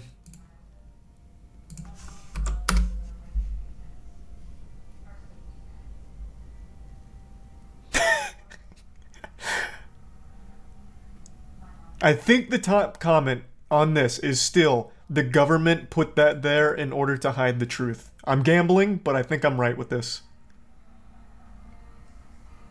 Okay, not the one. You, another person that's trying to keep information no one cares about hidden. Everyone knows it was a giant, everyone still doesn't care. We care about the man being murdered for discovering it, though. We don't trust you. Isn't that crazy? They think the government killed this guy because he caught a video of a giant. That is the human brain in 2023. He did exactly what I told you guys I wanted to do with this whole gullible TikTok brain rot. Remember when I was telling you guys my plan of doing, like, haunted videos around the warehouse where, like, chairs move on their own? He did that with this. So after he got that video, he made this video, where he leaned into it, exactly what I said I would do in order to farm. Sorry to disappoint you guys, but all of the videos that I posted were scripted. They're just fake. They were just strictly for it. So, he leaned into it. He made this video like, it's all fake, this and that, and he made it look like he was under duress. So people are like, clearly the CIA got to him. They're making him say these things. He did every single thing I said I would do with my farming of these fucking idiots. And they believe him fully. They believe he found a giant up here, and then the government killed him.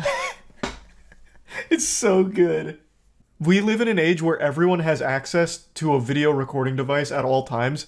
Pretty much every nook and cranny of the world's been explored, and a fucking giant would be one of the hardest things to miss. And somehow, this is a confirmed giant, and it's just a coincidence that there happens to be a tower on the other side of this. Wholeheartedly believe it. This isn't even the biggest Twitter thread about it. There was a thread by this lady who's in her early 30s talking about how the government can't be trusted because they're killing us for finding the truth of things they don't want us to know about, citing this video as an example of the giant. And I believe the same woman also started talking about how they're killing people who are finding gnomes. But I may be getting her confused with someone else that was talking about it. People legitimately are believing in fairy tales again. We're going so far backwards. Charlie working for the government. I'm trying to keep you guys from the truth. You're not ready for giants. Those fucking bastards. Filthy monsters they are. I'm doing you a favor. You're not ready to, you can't handle it. Now, looking into it, there was an obituary posted for this individual from a local news source.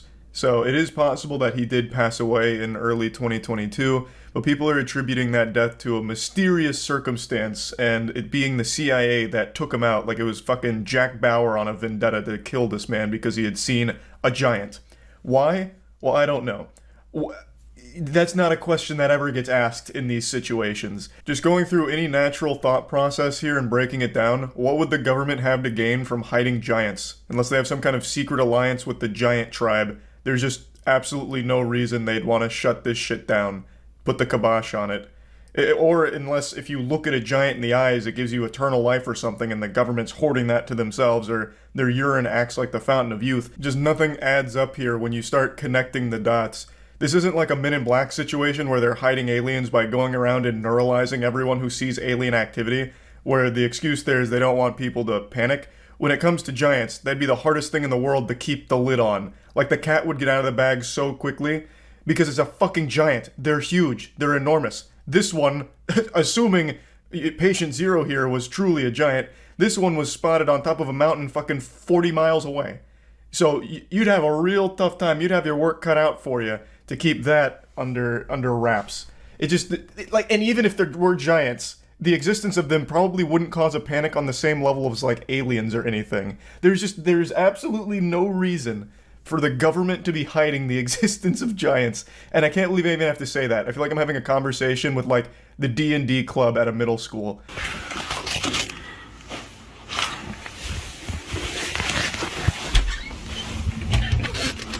I think that's that same vehicle from... Hey! Now let's break down this little humdinger here. People use this video as proof that the CIA was hunting him down and stalking him because he made this video. He's very clearly leaning into it, if you ask me. But let's do a basic thought experiment here. How likely is it that this is staged? Very. It got millions of views, so there's real incentive to play on it. How easy would it be to fake? Extremely. All you need is your friend to sit in a car outside and then drive away when you come out and yell at them. Like, just look at the video. There's just a random car out there with their lights on. So if they're stalking, they're doing a terrible job. They're just sitting right in plain view outside of his house with their lights on. That'd be the worst tale ever. They would be fired from the CIA immediately because they're fucking terrible at their job. Like, at that point, the CIA might as well have a sign out there saying, "We're watching you. Honk if you like government surveillance." Like, this would be genuinely the worst stalking ever from the CIA. And then the guy comes outside and scares the car away like a flock of pigeons on the beach. It's an extremely easy thing to stage. Where's the proof that that is some kind of unmarked CIA vehicle and an operative in there stalking him? The video just starts where he looks out the blinds and the car's already just sitting there in front of his house with his lights on. I think this is so clearly staged in order to play off of the success of the giant video, because it got a lot of attention and a lot of engagement. Now, he hasn't posted on TikTok since 2022, and like I said, there is an obituary posted in a local news source, so it is very possible he did pass away, but I will tell you right now, I highly, highly, highly doubt the government had anything to do with that. Because, again, there's no such thing as fucking giants out there. Sorry to ruin Christmas, but it's the truth. It's a tough pill to swallow, but one you've got to grow up and take right now. I would love if there were giants out there. No one would be happier than me. I would absolutely be ecstatic to learn that giants really are out there and they're coming back. You know, and then they start their own sports league or something. It'd be amazing. I'd be super excited about that. I'd also love if there was a such thing as psychics and telekinetic abilities, as well as being able to form a Kamehameha ball in the palm of my hands if I focus real hard. I would love all of that kind of fantasy shit to be real. But it's not. So there's just nothing the government would do here about a man filming a video claiming he saw a giant, because giants aren't real. So they're not gonna fucking care. It's not like he actually exposed a government secret. They'd have no reason to go silence him. This is just a wild case of people believing anything and everything they see, for no reason other than they have fun believing it. And then they fight tooth and nail for it, even when they are faced with the absolute truth of what the situation is. It's wild. So yeah, I just wanted to talk about this a little bit. That's about it. See ya.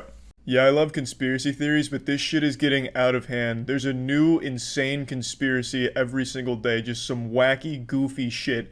I wouldn't be surprised if there's a fucking group on Twitter that thinks Reptar cereal is the instrument of Hillary Clinton to brainwash children into worshiping the devil or some garbage. You see it all over the internet every single day with these people that like to think that they're so special and intellectually enlightened that they have opened their third, fourth, and fifth eye, they've awakened their Sharingan, and now they're seeing the truth behind everything. There's nothing wrong with questioning things, it's extremely healthy and extremely important to do, but when you question every single thing ever and discredit science and come up with some actual diarrhea dog shit, maybe you're the crazy person. Like, you have people saying, water's evil. In fact, we've been lied to all our lives. The human body doesn't require water. In fact, water was cursed by Bill Gates over 3 millennia ago, and we're not even drinking water. We're drinking a mind control potion that Bill Gates has got to us. In fact, the only fluid we should be consuming is a Diet Coke via enema. Please join me, enlightened brothers, and you'll have like 50,000 people on that Facebook page that all agree with that. It's just crazy shit. Like the Wayfair conspiracy is another big one where everyone said they were human trafficking people in fucking wardrobes and shit and pillows. It's actual nonsense, but everyone likes to think that they're seeing the truth, which is what makes conspiracies so appealing. And once you get ingrained in a conspiracy, once you start believing in it, you're never going to change that belief, or at least the majority of people don't. Like flat earthers, for example. Flat earthers are like Looney Tunes villains that can't do anything fucking right to support their point. Flat earthers in their own documentaries have proven themselves wrong multiple times and then just throw that away. Like in the end of the most recent documentary I can think of on flat earthers, they proved the earth is round with their own experiment and they said, that's interesting. Must have done something wrong. Even doing their own experiment perfectly correct and proving the earth was round, they just said, no, it's still flat, even though this proved it was round with our own science. You can't convince people of these things because they just don't want to believe it. They'd rather stay believing in some garbage to make themselves still feel like they're special. Like people that think the moon is fake, you could literally fly them to the moon and they would say it doesn't exist. They'd say you drug them and just put them in Nevada on a CGI set or something. No matter how many times and how thoroughly these awful conspiracies get debunked, people are always going to believe them. It is what it is, so now I just kind of enjoy the chaos of it all, and there's been some absolute bangers when it comes to bullshit conspiracies recently, like spirit cooking is a really good one. There's also a wild one about the tablets of Thoth being used to resurrect an ancient deity from the underworld who's going to rise and exterminate Earth for its sin.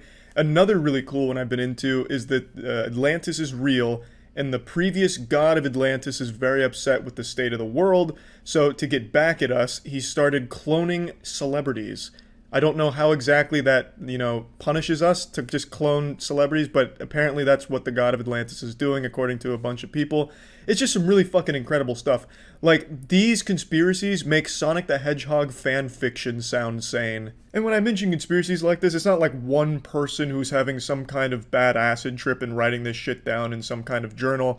It's communities of people that believe this. I'm deep into conspiracy Facebook groups and stuff, just kind of reading about all of it and getting a little bit of a giggle out of it. But admittedly, it is sad to see people genuinely believe some of these things and be fearful of this boogeyman who's coming from like the 12th dimension as a time-traveling pedophile to steal away people's families or something. It is sad to see people kind of believe these things and act so out of fear online about shit that absolutely isn't true at all. But that being said, I thought it'd be fun to add some fuel to this fire here, and I'll bring up a conspiracy that I believe in. I'm sure some of you might remember this. Berenstein versus Berenstein Bears. I made a video on this a few years back, kind of blowing this shit wide open and spreading the cheeks of this conspiracy to get into the meat of it. And I think it's time in the current climate of things, we reopen this one. We gotta open this wound up again and pour some salt on it and figure out what the fuck is going on. So to break down the Berenstein versus Berenstein Bears conspiracy, growing up, there was a very popular book series called the Berenstein Bears. Or at least that's what the government and the reality puppeteers would have you believe. What I remember growing up, having written reports on this book series, was it was always called the Berenstein Bears. And the majority of people in my age range, 25 years old, also remember it as Berenstein Bears. However, if you check the so-called official records and the history of this planet, you'll realize that it's never been called the Berenstein Bears. It's always been Berenstain. There wasn't some kind of rebranding from Steen to Stain. It has always existed as the Berenstein Bears. When I learned about this, I went back through all of my Berenstein Bears books to see for proof. Look, it was called Berenstein, only to realize in shock and horror that my once authentic Berenstein Bears books had been subtly changed to Berenstain. As if some kind of adjustment bureau, some kind of, legion of tooth fairies or something came in when I wasn't looking and they very subtly changed the name to Stain over Steen. Semi-chubbed and in a panic, I began searching throughout the entire internet for proof that it was once Berenstein Bears in this corporeal dimension we inhabit. However, everything points to the fact that it was always Berenstain Bears. So then what's the explanation? Well, most people chalk this up to the Mandela effect. For those that don't know, the Mandela effect is when a large group of people remember events differently than they actually occurred. Basically, it's just a large group of people that misremember something, and oftentimes when faced with the truth, people say the truth is wrong because they have these vivid memories that don't match up with it. And yes, memories aren't the most reliable source when it comes to figuring out what's real and what actually happened. However, in this case, fuck you. I am not wrong. You can hold my nutsack in your goddamn mouth. It was definitely Berenstein Bears at some point over the last 25 years. Like I said, I used to write reports on these goddamn things, and I used to write it as Berenstein Bears, because I didn't know what the fuck steen was, but I knew what a stain was, obviously, because I was fucking staining my diapers with fucking shit constantly, so I knew what a stain was. So I'd write Berenstain, only to lose points on my reports, teachers just fucking scratching it out. Charlie, you're never gonna make it in college with this kind of garbage. Because they said it's not Stain, it's Steen, so I'd lose points, and then I got it really fucking ingrained in me that it's Berenstein instead of Stain. So this has like a personal connection with me. I fucking know it. I still believe it.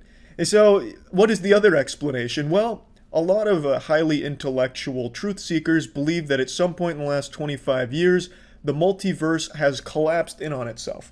So the multiverse theory suggests there's infinite number of universes, and at some point in the last 25 years, our Berenstein timeline collapsed on top of the Berenstain timeline, causing subtle changes in the two as we transformed into this Autobot of disappointment. And that's why we're left with Berenstain instead of Steen, and only some of us remember it as Steen instead of Stain. The chosen few, the cream of the crop that remember it as Berenstain. So there's a fun little conspiracy to play around with, I think. Hey, that one's got some meat to it, I will say. The Berenstein versus Berenstain one that one's near and dear to my boners. Like, that shit, I think, is really weird.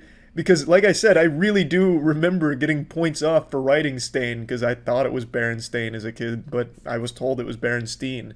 And I wish I could find those reports, but obviously I don't have homework from 20 years ago. But anyway, yeah, that's about it. See ya. For far too long now, the unexplainable mysteries of our universe have plagued humanity's greatest minds. But now, that time has passed. We've entered into an age of enlightenment. And I actually am convinced now that those so-called intellectuals, those scientists, weren't all that smart to begin with, because those idiots never even thought to ask a YouTuber what the secrets of the universe hold. Because YouTubers know far more than anyone else on this planet. I'm just going to say it. I'm going to say what everyone's thinking. YouTubers are probably the smartest people humanity has to offer, period. Bar none. And then under that, maybe then we could talk about astrophysicists, but even then, the gap between first and second place is so wide. When it comes to the intellectual food chain of society, YouTubers are at the tippy top, the cream of the crop. We're the apex predators of big brain. So what am I talking about here?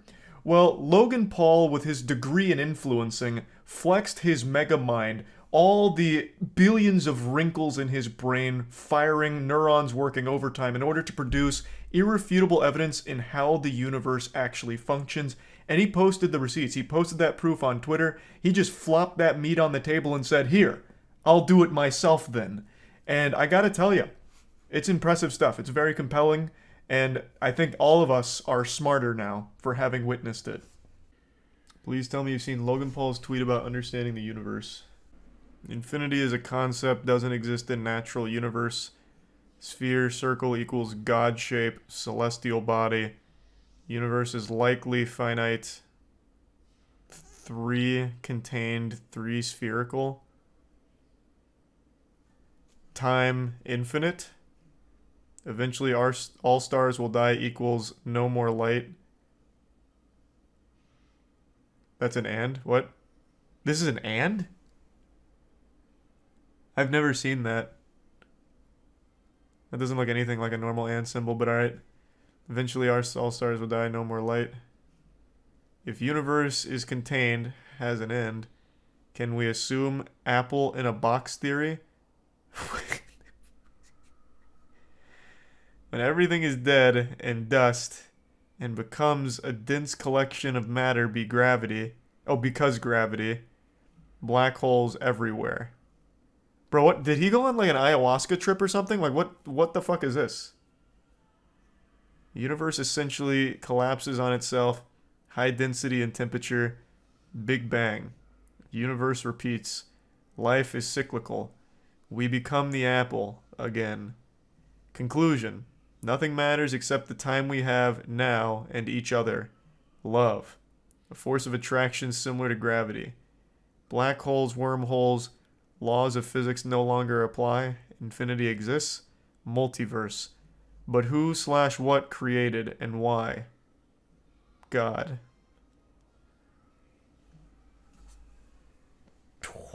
He's done it. He's achieved nirvana. He's in the mainframe of the universe. It's all laid out right in front of us. We can see her bare bottom. On the table, he has placed it upon us. We get to gaze into the infinite wisdom and see the universe for the truth of what it is. This is like some filler shit they'd have in like a B movie for a villain. Like right before the villain commits some kind of horrible atrocity, they're like flipping through his sketchbook and it's like, oh, what the fuck is this? What the fuck is this? And then the next page is like burning bodies. What in the moonfall? This is some very moonfall shit. I'm surprised he didn't go into like mega structurist kind of shit. Exactly, yeah. Moon hollow, but why? Because infinite temperature, but apple. I don't think Logan's an idiot. I think he knows exactly what he's doing with this shit. I think he was hoping to get people talking by posting some lunacy. It didn't, I don't think it like really worked for him though. This didn't get like crazy engagement. He just kind of got laughed at, it seems. He's trying to get people to buy Prime. I know. I am curious if Logan Paul actually converts and gets people to buy the product. Because I feel like it's KSI that actually does all of the heavy lifting. I feel like every promotional piece Logan Paul does is laughable. Like, I feel like he actively deters from people taking it seriously. Meanwhile, KSI fucking crushes it. You all know how much I love conspiracies, reptilians, flat earth, the revival of JFK Jr. and his upcoming presidency announcement, 5G, Wi-Fi, reprogramming gamer DNA, fucking microchips hidden in our spaghetti. I love all of it. But what if I told you there's a new and growing conspiracy that makes all of these look rational? I'm talking about the secret space program. The secret space program, to break it down, is basically a group of people who believe that they were at one point selected by space Nazis to fight intergalactic threats, and they're augmented super soldiers that have lived on Mars for 300, 400 years in some cases. They command high-tech mechs like Gurren Lagann shit straight out of an anime. And it's people who genuinely believe this. They have their own seminars, the meet and greets, they have their own community. I was recently made aware of this thanks to a YouTuber named Oki's Weird Stories, a fantastic channel, and a lot of work went into a video he produced where he talked about and infiltrated this conspiracy group. It's truly amazing. We watched it on stream, and I'll play clips of that now. But I'd encourage you to watch the full video to get like the absolute all-encompassing experience, because I can't do it justice. There is so many layers to this onion, not even Shrek could get to the bottom. It's fucking amazing. But my god, I was blown away by what I was seeing and learning. So I've of course done my own research on it now, and it is even better than I could have possibly imagined. The secret space program is where LARPing, fanfic, and main character syndrome all collide into this singularity, this fucking supernova of entertainment. It is amazing, and it wouldn't be nearly as enjoyable if people didn't actually believe it. From everything I can see, this isn't some kind of joke movement or anything. Like, of course you have the fun ones like birds aren't real, but you all know, and not to spoil the surprise or ruin Christmas, tell you Santa's not real, the birds not real movement is made as a joke. And I know that's kind of blasphemous to say, but in comparison to the secret space program, which is taken very seriously. Person for the White Dragon Society. With me here is Chodoin Daikaku. He's the head of the world's martial arts societies, and if necessary, and in an emergency, he can summon up an army of 200 million people worldwide. This guy? This guy looks like a sex doll. Is there a human being here? Or, like, the quality's so bad I can't even tell. Is this flesh? He can summon up an army of 200 million people, and he's the head of the world's martial arts committee? Here on my right is Alexander Romanov, who is a grandmaster of an Illuminati group that claims to have started the French, Russian, and American revolutions. Wow. Imagine if someone told you they lived out the plot of the movie Total Recall. That they thought they were living a regular life until one day they recovered memories of being a secret agent fighting an evil organization on Mars. I'd say that's a fucking good man. Who is an Akashic reader, healer, and telepath. And he also remembers being in a facility that trained his shapeshifting abilities, in which I was also a participant of. He recalls experiences Can you still as a shapeshift? super soldier in Kruger and has done training missions with zombies and vampires. Well, there was one kid. There were zombies and vampires on Mars? There was another a female that surely we could turned cure into an eagle, zombieism, and that was used for surveillance. I myself was a blue wolf. Upon realizing this, I started to formulate a plan. What if I made up a story about being in the secret space program? Well, that's all they James' do. show Yeah. and share it See, with his I mean, community. that's easy. And that's how I finally found an angle that compelled me enough to make a video about this topic.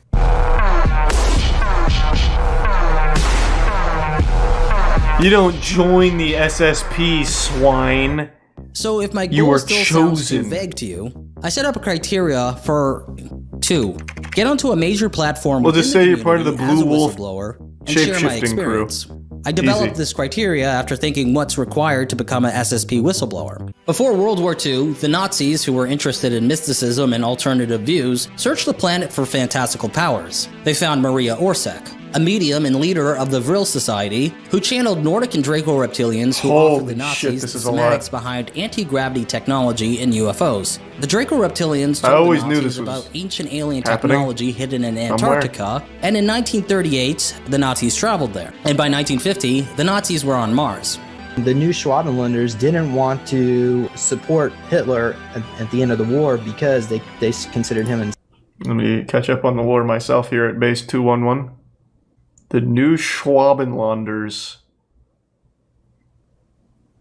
Was that like a real division in the Nazi Germany, or is that just what the secret space program made up? The new Schwabenlanders. No evidence. Bro, we don't use the E word when we're talking about the secret space program. We just feel it. They have unlocked memories, dumbass. Evidence. Fuck. What are you? Huh? Some kind of science believer? Idiot. Insane. This guy has lived for 330 years on Mars. split. In Okay, SSP you don't lore, understand. The Nazis capable of space and facts time travel yet. became the Fourth Reich. You don't have And the they pissed lived off to Antarctica and experience. space while refusing to proceed, and began an aggressive expansion out into the solar system, setting up So is bases the entire on secret moons space around Saturn, program the Nazis? Kuiper belts, and etc. Capable of time travel, the space Germans also traveled back in time to settle on planets around the galaxy. In their own lore, they made themselves Nazis? Why? So they're part of the new Schwabenlanders? Alright, give me 1 second. I'm gonna go say goodnight to Tiana. And then maybe interrogate her to see if she's part of the secret space program and she's lying to me. Offering services to help recover secret space program related memories. At the top of the list was James. And for $200 USD, I could book a guided meditation regression session with him. Draco reptilian humanoid hybrid. And then I think I also got like Anunnaki. Do you know who you might have been in a past life? Have you heard like the Black Samurai Yasuke? You were a samurai? Yeah. Dude, hold on. I'll show you something. Check this out. That's pretty dope. And I was a gladiator. Oh no, that's awesome. Oh wow. The goal here, I want us You to could learn a lot from James. Let's put a gold sheet thought into it. Just imagine what do you think? Imagine Oki just becomes a real believer. So let's start with that and tell me what you see. I see Kevin Spacey, or his clone. Paul Serene, he was on the governing council of the ICC.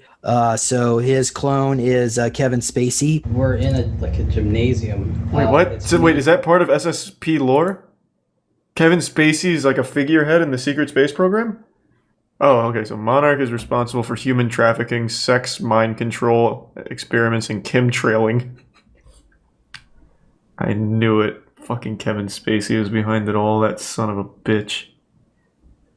Evil bastard thought he got away with it.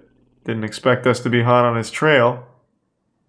Luckily we broke away from Atlantis though, so we cut the connection. But Kevin Spacey himself is a clone of Paul. We're in I think I see... Oh nice, thanks for Rubber Feed. Mr. Beast. Today we will be planting 20 million trees. Okay, so they're probably programming him.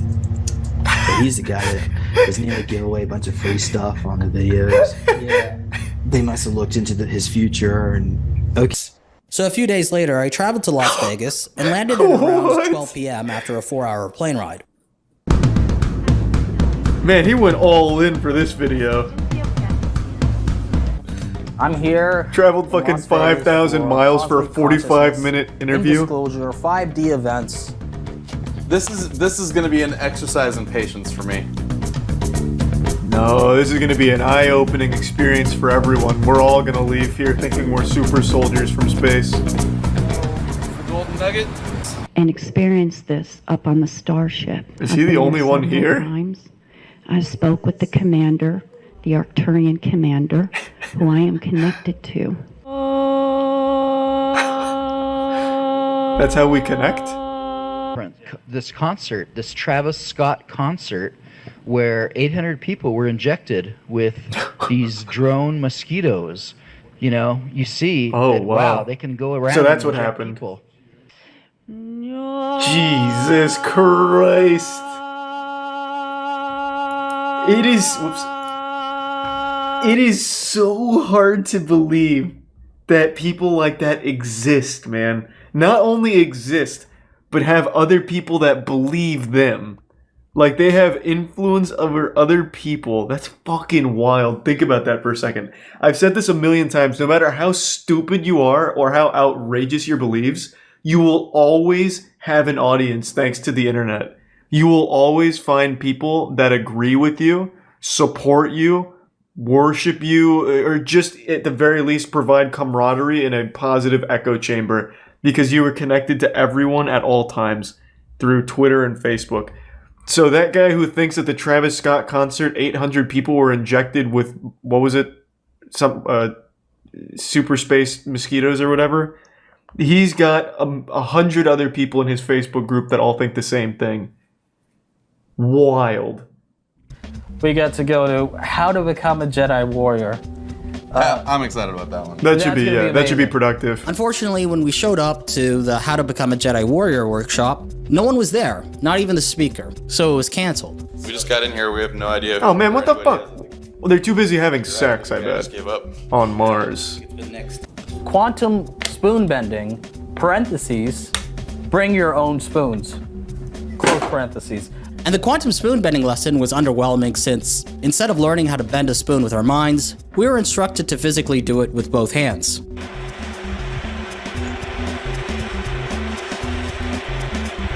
What the fuck?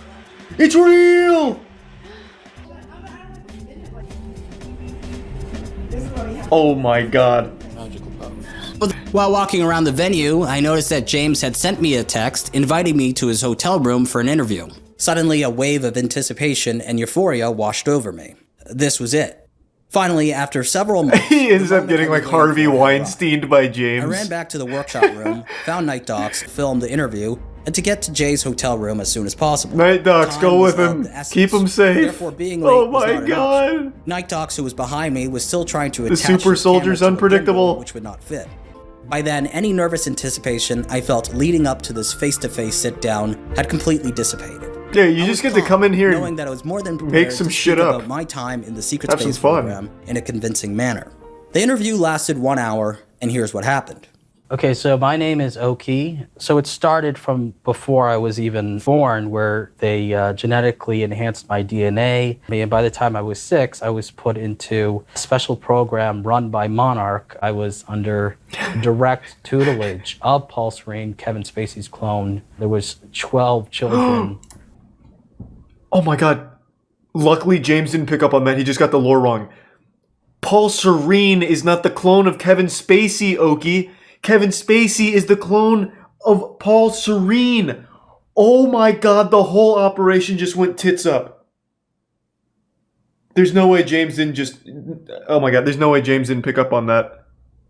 Oh my god. He blew it. He fucking blew it. SSP's on his tail now. Who were trained He's hunted. directly He's a under hunted him, man. including myself and the YouTuber Mr. Beast. So every method they could to use MK Ultra programming and to create killing machines, and I was able to just look at a photo of a target and make their head explode. Because I mean, there was billions of dollars spent on each and every single one of us. I particularly liked that sounds like Kevin psionic Spacey's research. I liked my my 2 daggers. I had a form of EMP that I could take out there. He's a Reddit assassin. In my past life, I was on Mars. Yasuke, the Black Samurai. Did any of your clones ever get changed into a zombie? I had a clone. I like how that's one of James' core questions. Have any of your clones been changed into a zombie? James makes it sound like he doesn't even know what the fuck a zombie is. He makes it sound like it's a state of mind. The clones would have to die first, James, and then Kevin Spacey and Paul Serene would have to do a fusion dance in order to bring out the proper necromancy on Mars at the Knockwaffen to revive them, for them to be zombies, James. Jesus Christ. He's getting lost in his own sauce. He's not even following his own rules in the secret space program. That clone actually was fighting zombies and vampires, and there was also Yetis that they were fighting. What about vampires? Do you recall any scenarios fighting vampires? He just said that, This James. particular thing. He's killed 1,000 of them with his bare hands. Is that they can't help but count. From what I remember, most clearly is He that wanted I that do so have bad. many different clones of myself with used pretty much as like kamikaze pilots. Typically, at least what I heard, black people require a different protocol of brainwashing.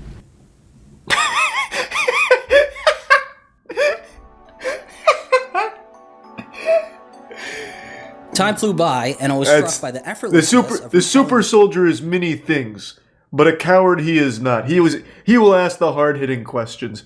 He will go where no other space program super soldiers will. story which I crafted. I spoke for 1 hour. He actually with ease fucking and said told my that. story so coherently.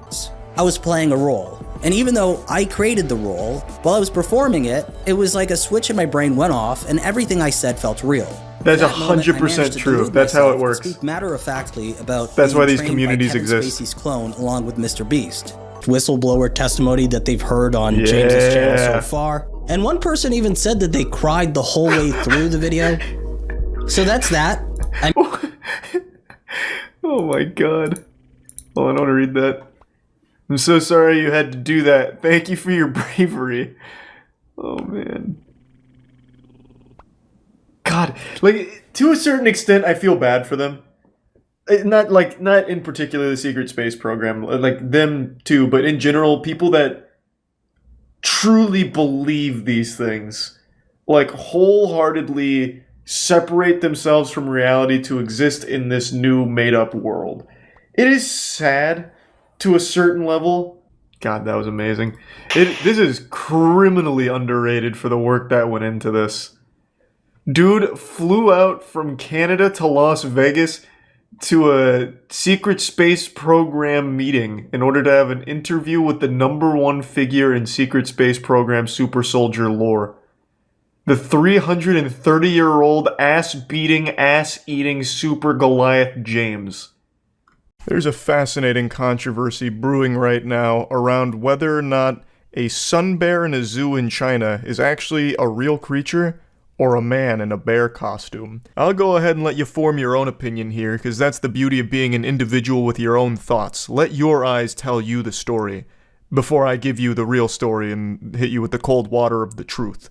So, you can see that the creature is a bit odd. It looks like something out of Spore. By far the weirdest part about it is the bear's ass. It looks like a Krabby Patty. It actually looks like Homer Simpson's lips.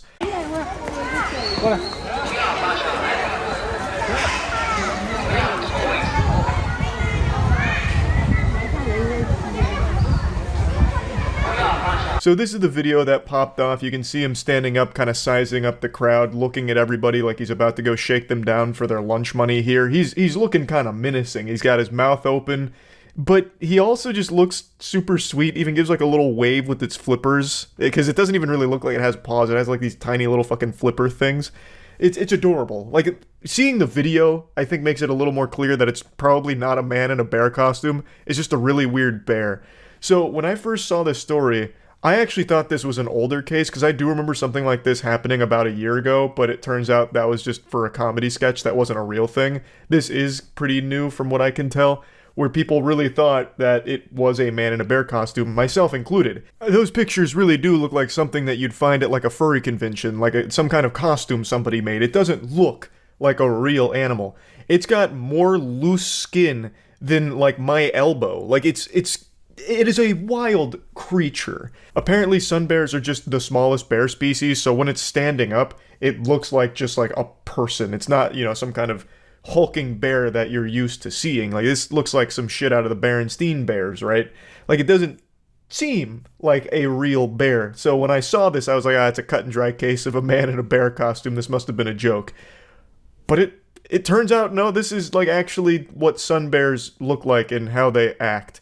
So I'm going to go ahead and play the stream clips where I tackled this case head on, and I learned a lot about sun bears. You hear about the Chinese zoo denying the claim that one of their bears is a man in a bear costume? That's not a new story. I remember that from like a year ago. Because I've definitely seen this before. And I think it's pretty obvious that this is a man in a bear costume. Like, this is like Hank Hill level ass. Shit looks like a pack of hot dogs. No bear has a tuchus like this. That's definitely a man in a bear costume. Apparently sun bears look like that. What the fuck is a sun bear? Sounds like some kind of mythical creature out of Dark Souls. Maybe a sun bear costume. Well, okay. Because it looks like they do pack the same ass. Shit's out here looking like grill marks. It's just the same guy. There's no such thing as a sun bear. It's just a couple of guys that have a costume, and it fooled the zoologists into thinking it was a real animal. They got weird tongues. Weird, well, really weird everything. But I don't know, even still, this face doesn't look natural. I mean, we just looked at its tongue, and the tongue, like, was, like, hanging way out to here, basically. I don't know. I'm not convinced. This is convincing. This angle. Why would they lie? I don't know. Just to see if they could, I guess. Sun bears, the smallest bear species in the world, are generally the size of a large dog. Oh, wow. The folds help protect the bears from predators as the looseness allows the bear to turn around in their skin and fight back if a large animal like a tiger were to get a hold of them. You're telling me there's an evolutionary purpose to all these fucking ass folds? That's wild. And it's got like sea lion flippers. Like, It's like the most incomprehensibly smart thing ever, but at the same time super fucking stupid with the solutions that it finds. How are we gonna protect us? Just give it a lot of ass skins, so that way if something bites our ass, we can move around a little bit. What about horseshoe crabs? There's so many fucking creatures out there that have just been condemned, forsaken by evolution. Like the, what's the actual name of the blobfish? It's a really embarrassing species. But the reason it looks so gross and looks like a goofy face when you bring it up to the surface is because it literally implodes. So, like, as you take it out from its, like, high-pressure environment, it just implodes. But that one's pretty embarrassing. Evolution did it dirty. A lot of sea creatures are like that. There's one that's called the pinnacle of evolution, the perfect species, because it hasn't evolved for, like, actually 20 million years or something crazy. It's the, what is it? The something worm? Hagfish, not a worm. Hagfish, yeah. This thing. And not because it's, like, perfect, like, you're not about to see handsome Squidward or anything. The reason it hasn't evolved is because it just literally doesn't need to. It found the perfect solution for its environment. So this is the hagfish. And what it does is it's just this gross-looking little worm thing that when it's either threatened or anything like that, it just excretes really, really thick slime. Super slimes. It just Nickelodeon slime times whatever's after it, and it clogs up its mouth and it kills whatever attacked it. The slime gets clogged up like in their gills and everything, and they die. It's not worth killing, and it's such a fucking hassle, and it's actually really adept at surviving. All because it can super slime. Got a little sidetracked with hagfish once again, as is known to happen. Hagfish are a remarkable species of bewilderment. But back on the topic of sun bears. So, it is a real sun bear from everything I can tell. You know, of course, you know, I'm not a fucking zoologist here. I can't say beyond a shadow of a doubt that it's a sun bear for sure and not a man in a bear costume. But based on everything that I read and everything I researched, it's most likely a real sun bear. But I really love to suspend disbelief for a moment here and play with the idea that it's actually a man in a bear costume. What would be the goal? Let's start looking at this in a philosophical way and start speculating. If it is a man in a bear costume, or if it was a man in a bear costume, what could they possibly gain from that? Well, I've been racking my brain on it. So let's picture a dystopia where most animals are extinct, right? We're losing tons of animals all the time. There's a lot of species that are on the brink of the extinction. So let's just toy with the idea that all of them go extinct. Like that famous streamer clip, you know? The government's lying to us, the aliens aren't talking to us, the animals are leaving. All the animals leave, right? So now we've got nothing left.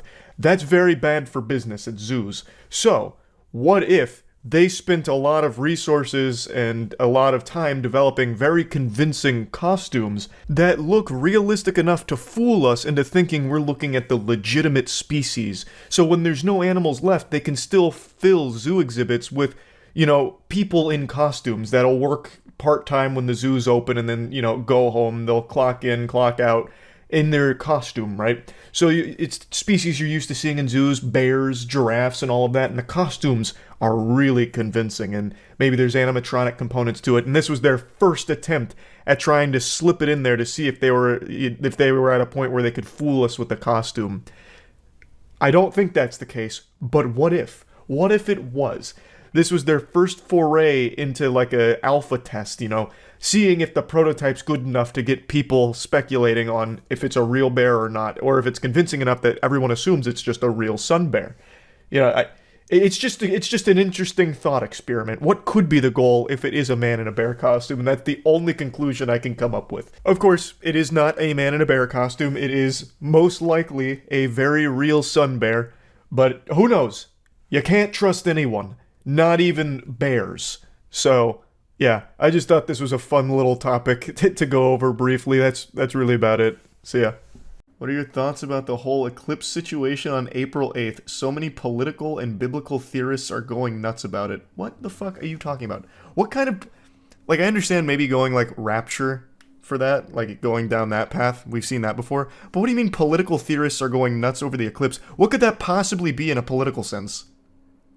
What do you mean? That sounds like some absolute made-up nonsense on TikTok. How the eclipse ties into the Clintons or something. Bro, I work at a hospital and we're planning for it like it's the apocalypse. That is so concerning to hear. You work in a place of science. Why would you be planning for an eclipse like it's about to be doomsday? What? Okay, is there something special about the April 8th eclipse? What's happening? Is the Fire Nation about to attack with Sozin's Comet? Like, I'm so confused. What? It doesn't even seem like it's particularly special. I mean, here's what not to do during the total eclipse on April 8th. Total solar eclipse on April 8th. Millions of people from Texas to Maine preparing for a once-in-a-lifetime event that want to ensure they enjoy it safely. Total solar eclipse happens when the moon passes between the sun and the earth, completely blocking the sun's face for up to several minutes. Do not look directly at the sun. You don't fucking say, huh? Except for the lucky people in the path of totality, it is not safe to look directly at the sun without proper eye protection, and sunglasses won't cut it. To safely view the total solar eclipse in 2024, you'll need glasses with solar filters, also known as eclipse glasses, or with handheld solar viewers. According to the American Astronomical Society, those glasses or handheld solar viewers need to meet the ISO 123122 international standard for direct sun viewing. Only when the sun is covered completely will it be safe to remove eclipse glasses, and they must go back on before the partial eclipse resumes and portions of the sun become visible again. Even if clouds obstruct your view during the April 8th total solar eclipse, special glasses or handheld viewers still need to be used. Cloud cover is not enough to protect your eyesight from the sun's rays. Classic fucking deep state trying to prevent me from getting superpowers from staring directly at this total solar eclipse. I'm not going to let the government dictate what I do and do not wear when looking directly at the sun. TikTok wasn't around in 2017, so we didn't get all the brain rot eclipse takes. Can someone... To the guy who said there's a lot of political theories regarding this total solar eclipse, can you send me one? Like tweet me one real quick so I can take a peek? Because what in the world? I don't understand. I can't even wrap my noodle around how that could make any sense. Employees at my dad's workplace said their local priest told them that the eclipse will result in 3 days of darkness, which is what allegedly starts the apocalypse. See, like, that kind of stuff I get. That happens all the time, anytime there's a solar eclipse. Like, there was that radio host who convinced his followers that rapture was coming in a month, so everyone quit their job, bought an RV, and went on a road trip and waited for themselves to die, be taken to heaven. And it didn't happen, and the radio host was like, damn. Must have got some wires crossed, I guess. Like, that happens all the time. Big thanks to Opera GX for sponsoring this video. You know how much I love Opera GX. If you ever tune into any of my streams, you'll see Opera GX exclusively being used because it's the browser I use for everything. I think it is the best in the business. It has tons of fun customization features to really make it feel like your own. It has a ton of really useful tools like a built-in ad blocker, which really comes in handy with the modern landscape of the internet, which is basically unusable without an ad block. And it has a lot of other really helpful tools, such as the ability to import your current settings from whatever browser you're currently using into Opera seamlessly, which makes it super simple, super seamless. Just very great browser all around. It's also very light, so it's not going to be tanking your performance if you're playing games while having Opera open. You can keep all of your messaging apps in the Opera browser, so it's nice and convenient. Also, there is a mod for me in there. I have my own Opera GX mod, and it gives you a wallpaper and some really fun themed sounds around myself. Yeah, baby! So yep, I think it's good fun. The Critical Moist mod goes pretty hard. Again, big thanks to Opera GX for sponsoring this video. Definitely check them out in the description. Remember when the world was supposed to end in 2012? Yeah, but at least that one had, like, historical backing because of the Mayan calendar. I remember being a stupid kid back then, and I was like, man, the world really might end. Like, I get that. You go back and look at the Mayan calendar. They were very smart people. The calendar ends here. It must mean that's when the world ends. Pack it up, I guess. I was a freshman in college during that point, and I was still a virgin, and I was like, damn, it's gonna suck dying a virgin. I did everything I could to make love before that day came, the day of judgment. I used to go out every weekend praying for the best. But when that day rolled around in December of 2012, I spent that day playing Halo 4 with a buddy of mine, knowing that if I'm sailing into Valhalla, it's going to be in the saddest manner possible. The eclipse is just Joe Biden's domain expansion. That's why there's political theories. Yeah, it's Dark Brandon. He's casting his infinite Tsukiyomi. So fucking cool. Actually, I wouldn't be surprised if that is the level of the political theories on it. Oh, wait, there was more to this. Solar eclipse travel could be treacherous. What, like driving at night? Like driving in some darkness? For those living in the narrow path of totality, little if any travel will be necessary to take in the full astronomical event. However, people across the US and likely the world will descend upon communities that aren't used to the popularity, and that has officials concerned. So much so that cities and towns have issued disaster declarations or declared states of emergency, while others have decided to close schools due to the expected increase in traffic and to keep kids safe from distracted drivers during dismissal time. I see. So this is why your hospital's prepping. Anticipating a bunch of fucking brain-dead zombies are just going to be too busy looking up at the sky and flooding areas that have like a totality view of it and just causing a ruckus and getting themselves hurt. I see now. You and the boys should make a video on who can look at the sun the longest during the eclipse. Actually, that's such a good idea.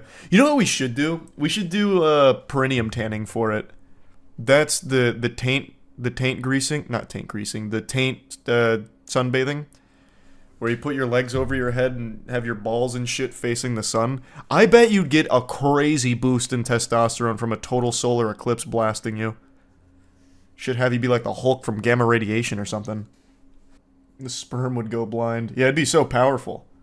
I'm in the direct path, and certain drive-ins and movie theaters are holding little tailgating events. I like how we're talking about it like it's a fucking asteroid hurtling towards Earth. I'm in the direct path, meaning I'm in a really good spot to look up at the sky. Well, that's cute, though. That actually sounds wholesome. Please look up the red heifer cows. That's the issue. Wait, I actually know that. I actually know a little bit about that. But what does it have to do with the eclipse? I keep seeing people tripping about the eclipse and some red cow sacrifices. Some dude in Texas claiming to be a Christian sending cows to Israel for a Jewish sacrifice to usher on the rebuilding of the Third Temple. Pardon? I checked into it. Here are my thoughts if you care to listen. Take it with a grain of salt. I'm no expert. Can you even really be an expert on sacrificing red cows? It's nothing to be concerned with. There will be an eclipse and some extremists are going to kill some cows. If you're a conspiracy theorist and a Christian that was concerned, don't be. No man is going to get Jesus Christ to return. Only the Father will tell him when it's time.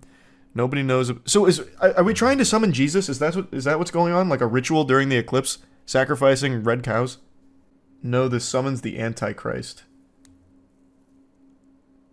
Huh? No. Isn't the Antichrist, I think it's like a week before Doomsday or something, and it's supposed to be like a really powerful person presents himself, gains a lot of influence really quickly, and he's the Antichrist who ushers it all in or something. I don't think it has anything to do with the red heifer. So does this happen every eclipse and we just don't know about it? Great question, I don't know. They're actually doing it, look it up. Well, I have no doubt there's probably some people sacrificing red cows. Like that, I totally believe there's some craziness afoot with that. As we await... Oh, this happens every time. Yeah, wait, this is from 2017. As we await the eclipse of 2017 AD, this post examines the possibility that the dramatic repentance of... Yeah. So it looks like this does happen on every single eclipse. My mom told me to call off on eclipse day and get as much food and necessities as I can because she thinks there's going to be no light. It's like... I don't know, that's kind of cute. Like, I can't even fault her for that. That's just kind of cute, I guess. But I mean, we conquered the darkness already. We have the technology. So let's just assume the eclipse for some reason takes away all natural light. Brother, half the people in this stream right now haven't seen natural light in years because we have fucking light technology in our house. We'd be okay. We'd make it. But what about the plants? Fuck them. Who needs them? We conquered nature too. We'll eat. We'll find an alternative. We'll eat I don't know, filter feed or some shit. I don't know. We'd find something. With the fact that God created our universe. I mean, their symbol does have 3 sixes in it. And you guys remember the photo I talked about earlier? Oh. This comes from their opening ceremony. You may be wondering, what even is that? As that is the head of the Baphomet. As you can see, it is a satanic symbol. The big question is, why would they have that at their opening ceremony? Does CERN have opening ceremonies like it's the Olympics or something? What? I didn't know that. That's news to me. That opening ceremony looks out of this world, though. Is that the particle accelerator people were tripping over and saying that'll open a hole to another dimension or something? You're right and wrong. You're just getting a couple of different things confused. So when the LHC first got operational, there was a doomsday theory that by colliding particles at such a rapid speed, there was a small chance of creating a penny-sized black hole, which could eventually swallow the world. But that turned out to be a bunch of hullabaloo. As an engineer, it'd be so freaking sick if we were summoning demons or hopping dimensions or whatever, and not just calibrating sensors for hours. Yeah, I'd be happy to hear about that kind of stuff, different dimensions and shit. I feel like anyone would be excited about that. I don't know. We look at it as a bad thing. So what? A couple demons come through or something. We just close a portal on them. They don't have the technology in hell, clearly, and it confirmed the existence of hell, which would be a net positive for everyone, I would think. Then we'd know. Open my third asshole. Well, you're a little confused, but you've got the right spirit. That's a scientific mind right there. But anyway, come April 8th, get ready. The eclipse is coming and you can't stop it. And CERN's opening a portal on it or something.